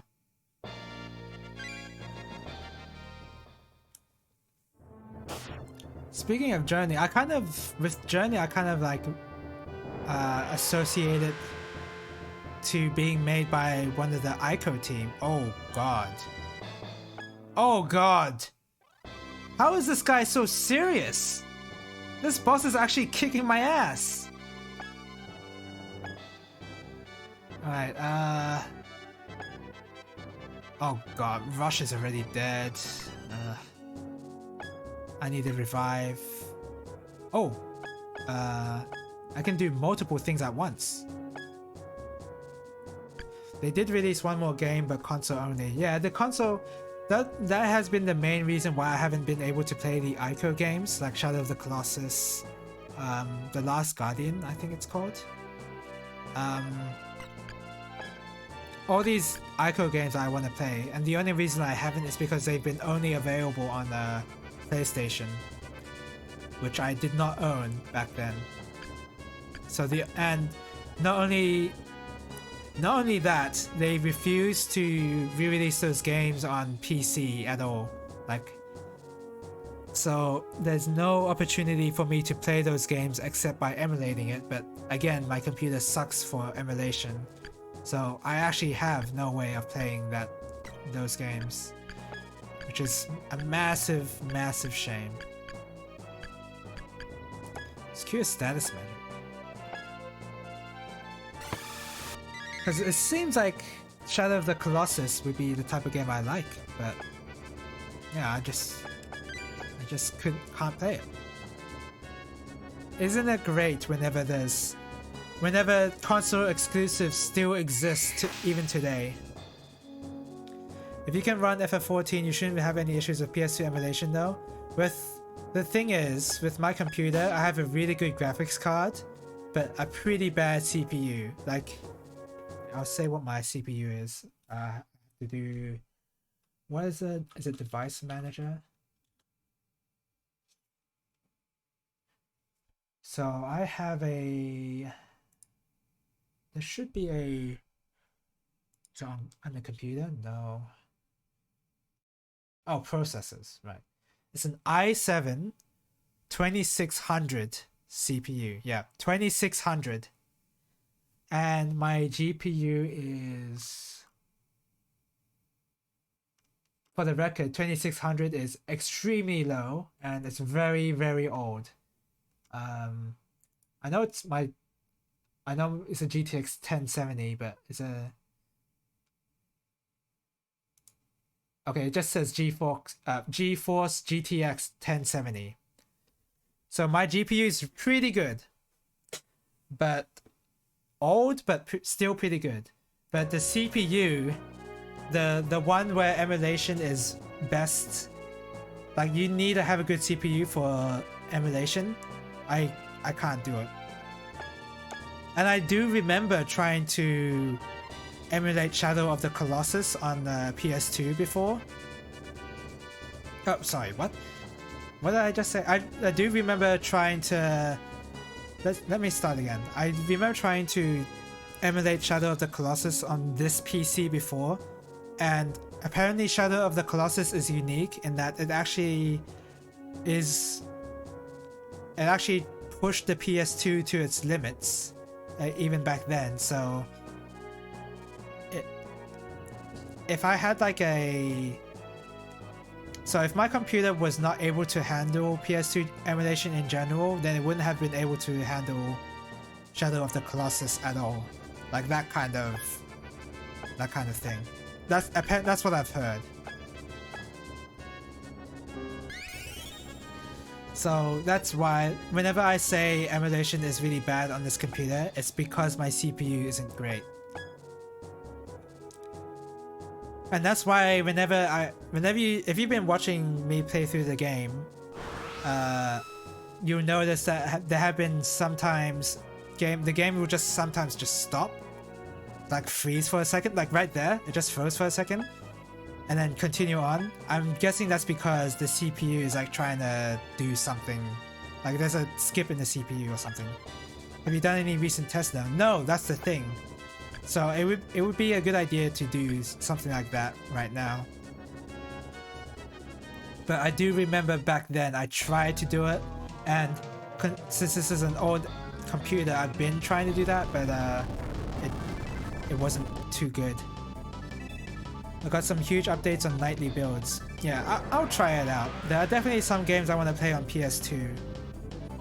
I do recall trying to get some games working on Dolphin, which is a Wii/GameCube emulator, and I tried to get Metroid Prime working because Metroid Prime is a series I want to play, but I remember it being it wasn't a very great experience to play. Like it was a lot of frame dropping nonsense,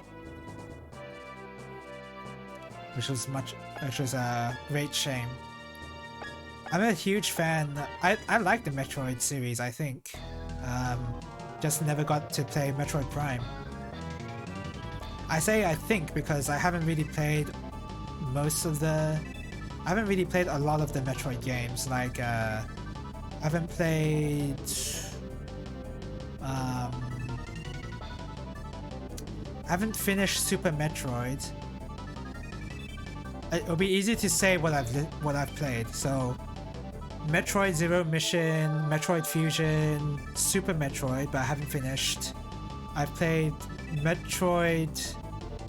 what's it called? The Metroid 2 remake on 3DS. I forget what it's called.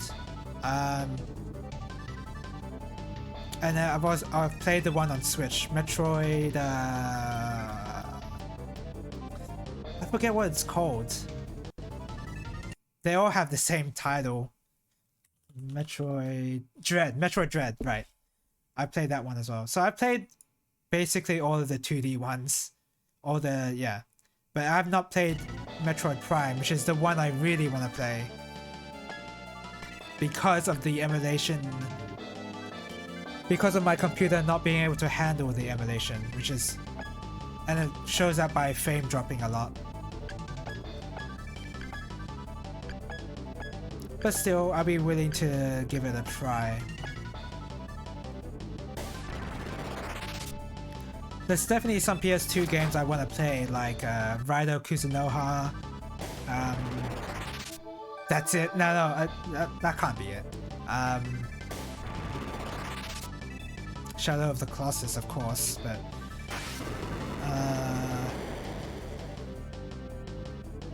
my old answer would have been Kingdom Hearts, but I've already played through 1 and 2, so not anymore. Like I've already played through 1 and 2 on Final Remix, so what? There were so many other PS2 games I want to play. Gradius 5? Oh yeah, I guess so. I was big into Gradius when I didn't know anything about shmups back then. Oh yeah, wait, yeah, and also another game in the SMT franchise. Oh crap, U is dead. Please don't game over my game. Please don't game over. Is it gonna game over? Oh my god, it's not, because Bu is a survivor. The other SMT game where you turn into a demon, I think. Was it called Devil? So Devil Summoners is Raido Kuzunoha. Digital Devil Saga. Nocturne? No, not Nocturne. I've actually played that on stream already. Digital Devil Saga. That's the one I want to play as well.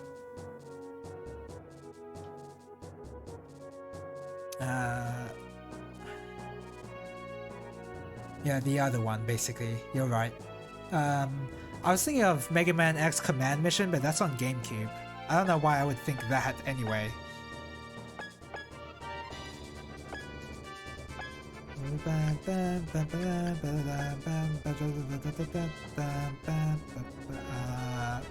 Oh, excuse me.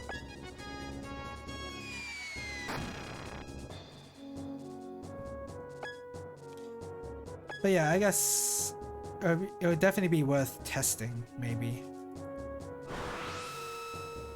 I just remember not having a pleasant experience, that's all, when I tried to emulate this game before.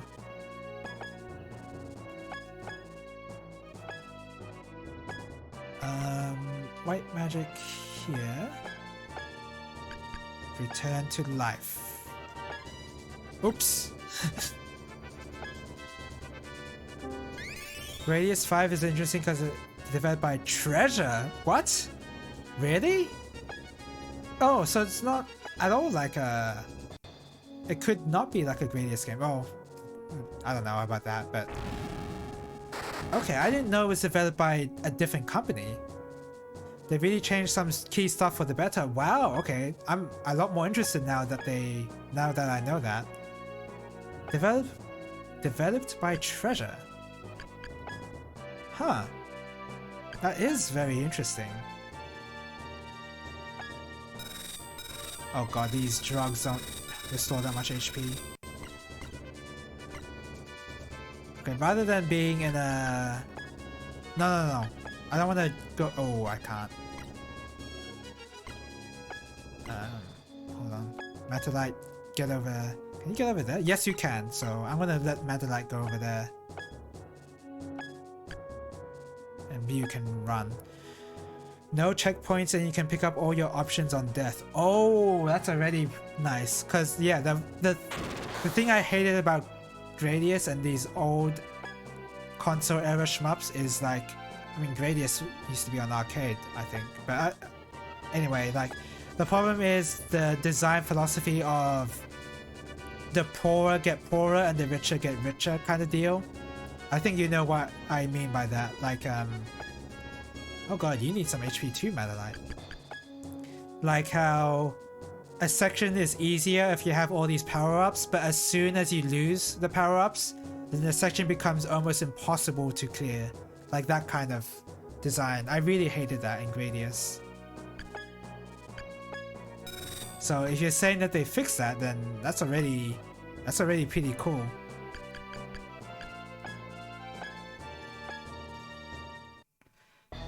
No checkpoints. Did Gradius have checkpoints? I don't even remember. I haven't played Gradius in such a long time. I don't even know what the last Gradius game I played was. I think it was, you know what? I do know what it is. The last one I played was Parodius. I do distinctly remember that. For what is probably... I probably don't have to mention why I remember that the most. Oh crap, please don't die. Okay. This boss is actually serious. Like, he's doing so much damage. Parodius games are basic. Yeah, they are indeed. But yeah, that is the last one I've played, and I haven't played that in a very long time, so... Yeah, even longer for any Gradius, for any actual Gradius game. But yeah, I'm very open to trying out and playing other shmups, as long as I don't have the expectation of clearing them. Like, as long as I don't have that, then I'm okay playing whatever I want, and just having fun, even though I would die in most of them. Like, it's fine.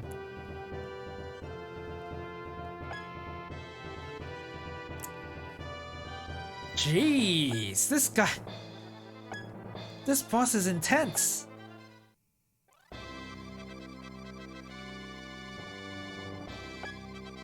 Soul K, only 5k HP left. I actually have to think about how I want to... Oh no! Okay, I gotta revive. Magic, no, item. Oh crap, 500? Does it have to be 500? Does it have to be 500?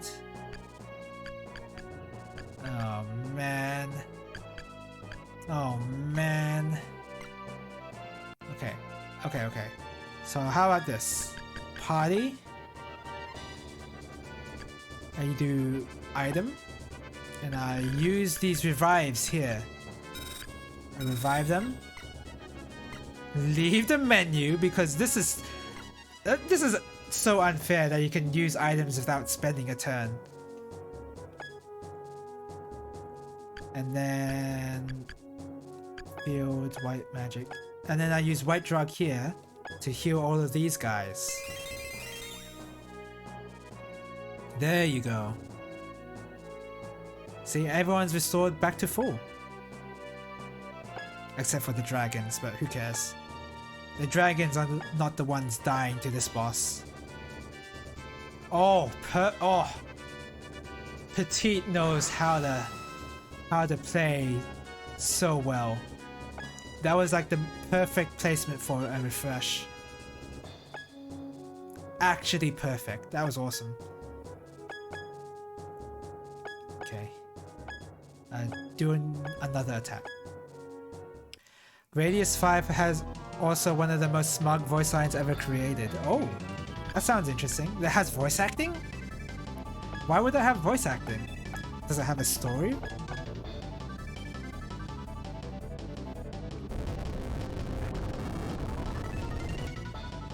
Speaking of old arcade era shmups, I do want to go through the Raiden series again to see if they were good. I don't even know who developed those games. Would it be any shmup company I know? I remember liking Raiden a lot when I was a kid. Oh my god! Oh! Well, Matadite's not getting any XP.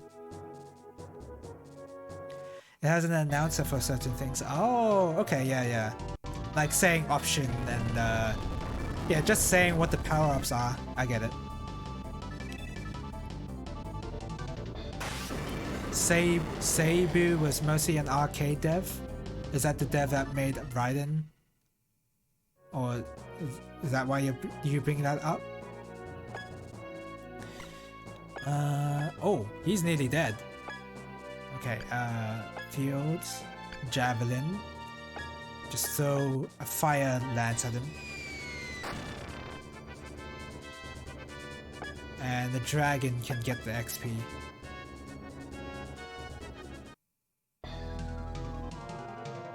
Boom! 1000 damage. Our homeland. We only wanted to... There you go, Nimbus Robe.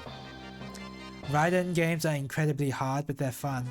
Yeah, I remember not being able to clear a single one. I guess that's exactly why I haven't really focused on 1cc on shmups when I was a child, because I played games like Raiden. And Gradius too. Like all these really difficult to play games. The modern ones, 3, 4, and 5 are way more accessible though. Oh yeah, I mean I don't mind the lack of accessibility, I think. Like how bad could it be? Yo Mangan dear, the Divine Dragon is looking for me. Get back everyone. Princess Yo-Yo, I will follow you wherever you might go. We're fine here too.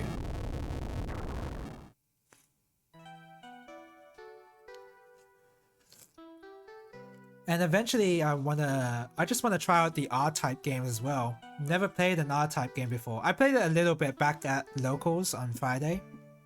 On somebody's console when they have the I think on PS3 there's like a remake of the first R-Type. I'm not sure though. But I played that one for like 5 minutes. I never once CC'd a shmup until Refrain. Refrain is sick. I like the game a lot. I've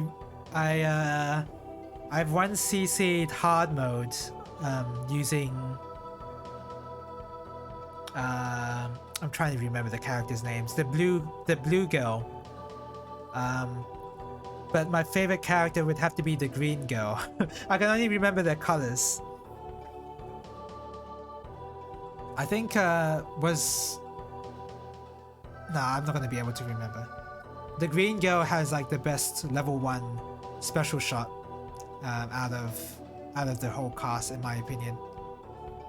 Miria is the blue girl, yeah. I once CC'd with her on hard mode, so that's my latest achievement. And Muse, right. I was gonna say Mute, but I knew that was wrong, because I would have remembered the T, but yeah, I was 1 letter off. It's impressive that you made it this far. There's a lot of shmups that I haven't played.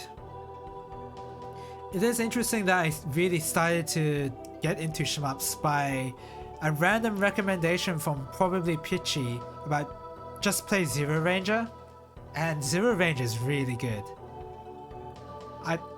It's probably my favorite shmup, I'll be honest. It's just that good. But I mean, all these other shmups are amazing as well. It's just that, yeah. I guess with Zero Ranger, it really got me wanting to 1cc these shmups.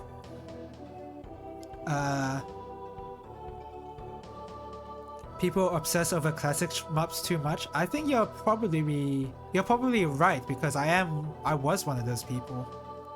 I probably think I still am. But like, yeah, I mean, whenever people think of classic in modern indie and doujin shmups are arguably better than many of the classics, you're not wrong. You're not wrong. Like, when I did my Neo Geo shmup stream back then, I played these shmups that I remember playing, but I remember that I don't actually enjoy... I didn't completely enjoy my experience playing these games. Like, Captain Tomade was just brutally hard, and like, the power-up system didn't really make that much sense. But in my case, when it comes to classic shmups, it's more like, oh, I just want to know what this game was like and see if it was good back then. I started Touhou 7. I don't know if I can ever go back to Touhou, to be honest. I can see myself going back to Touhou just, you know, just to be like, oh, how good am I at dodging this pattern? But I don't know. I haven't felt any desire to go back to Touhou, so... But it could happen. You with the potential to be a Dragonite, you must not waver. Come now, open the door and stand before me. Even with Battle Garega, many people praise that game, praise that shmup, but like the surface problems are very obvious, such as the bullets not being visible. So I find that game a lot harder to recommend to a random person than often. I don't know. Played my fair share of Toho Mainline 2, started with 6, and my last one played was 10 Desires. Yeah, the first one I played was also 6. And I played all the way up to UFO. No, I played up to 10 Desires, yeah. Same as you, yeah. Resource looping shmups are just so much fun. Yeah, they really are. That's why I enjoy Blue Revolver so much. And Raise Counter was a lot of fun in that same... for that same idea as well. I would say it was a bit too easy because of that, but then again, I didn't try to play it on the hardest difficulty, so I don't know yet. The PS4 version of Greg has an option to make the bullets more visible. Oh, that's a shame because I don't have a PS4. The area up ahead is dangerous. It's steeped in the hatred of the divine dragons. I don't know whether or not I can keep it in check. Close the door. I'm the one you want, not them. You, everybody, please forgive me for this. Princess Yo-Yo, don't do it! I'll be right there, just wait for me! Player on Pitchy's setup. Oh yeah, I have played it before on Pitchy's setup. But at the moment, what I'm hoping that he'll bring this Friday is his Dreamcast / his Wii. I think he's gonna bring the Wii. And play the Milestone Incorporated shmups like Chaos Field and Radergi. I want to play those. And see if I like them enough for me to try and learn them. You have the potential to be a Dragonite. Your friends, they're there to watch over you and protect you. I think I was just watching Pitchy play some Garega earlier. Oh, really? Small world. Actually, I wonder if the quality of life ROM hack of Greg has improved visibility. I think they mentioned that it has different patterns and it's almost like a different game. I remember looking it up before. They added different things to it. They are there to watch over you and protect you. They would never betray you. They would not hate you. That is what we divine dragons once believed, long ago.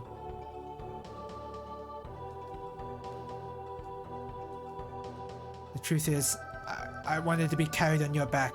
I want you to massage my legs. Oh, weird. I want you to help me. But right now, the princess needs you. Why did you have to mention massaging your legs? Something's different about it indeed. You, please do what you can. You know what? I don't want to do that. I just want to explore.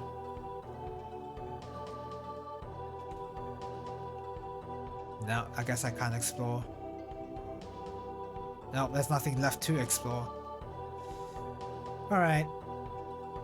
You can't be. This is something I have to do by myself. No! Please, View, watch closely until this is all over.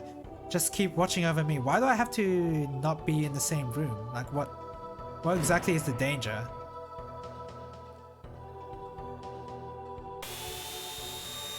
What the heck's happening? Are they making a tower above? Like, oh, they are making a tower of some sort. I'm ready now. No matter what you say, I will accept you. Yo-Yo, you have the potential to be a Dragonite.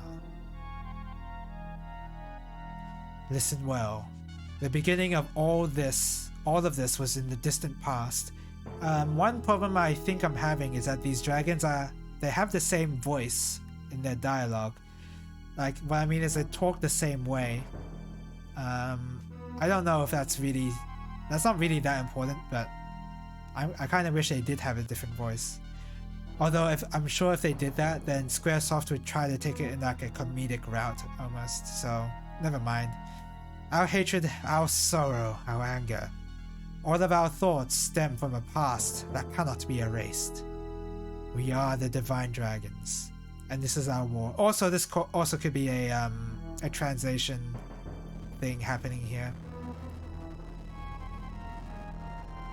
Listen well to us, human. We, the Divine Dragons, waged a war with each other long ago, full of hatred toward each other. We perverse and warped. Okay, yeah, that is the correct word actually. We cast curses back and forth. Memories are all we have left. Our memories as the Divine Dragons. Still gets me how 100% orange juice has caused people to see orange juice shmups as expensive DLC. Yeah, that has happened to me too, because I thought 100% orange juice was just a board game. Like I didn't really think it was anything else. But that's, yeah, it's totally not that. A time will come when the door of the new age opens. And once it opens, we Divine Dragons can begin to mend. That time is almost upon us.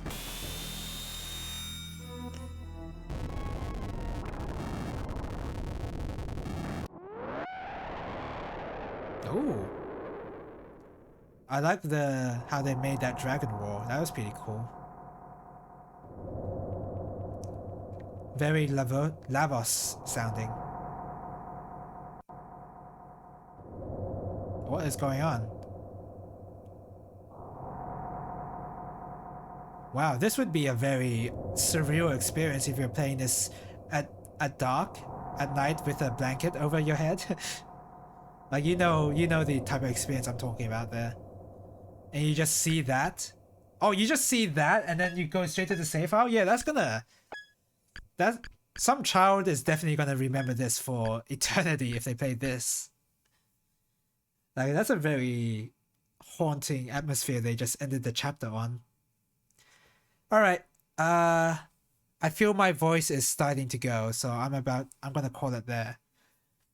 So tomorrow I'm gonna do a short stream of Bahamut Lagoon, probably do one chapter of this tomorrow. And then I'm gonna stop. Nope, I don't want to see anymore. And Friday no stream, and on Saturday it will be a short stream of Guru Logichamp. And then Sunday is when I'll finish Fallout 3, I think. I think the game is a lot shorter than I thought. Okay, let's see on Steam how long I played it for. 27 hours. Yeah, that is a lot shorter than I thought it'd be. Yeah, I'm gonna finish up Fallout 3 on Sunday and do the last DLC that I have for the game. It's probably not gonna be a long stream though. So at that point, either I just play some Gundam Evolution or shmup. Like, just really up to me what I want to play at that time. But it would definitely be Fallout 3 at the start. And yeah, that's it for today. Thank you guys for watching. Wow, I'm really trying to push out my voice now. And yeah, hopefully I'll see you later. Bye bye.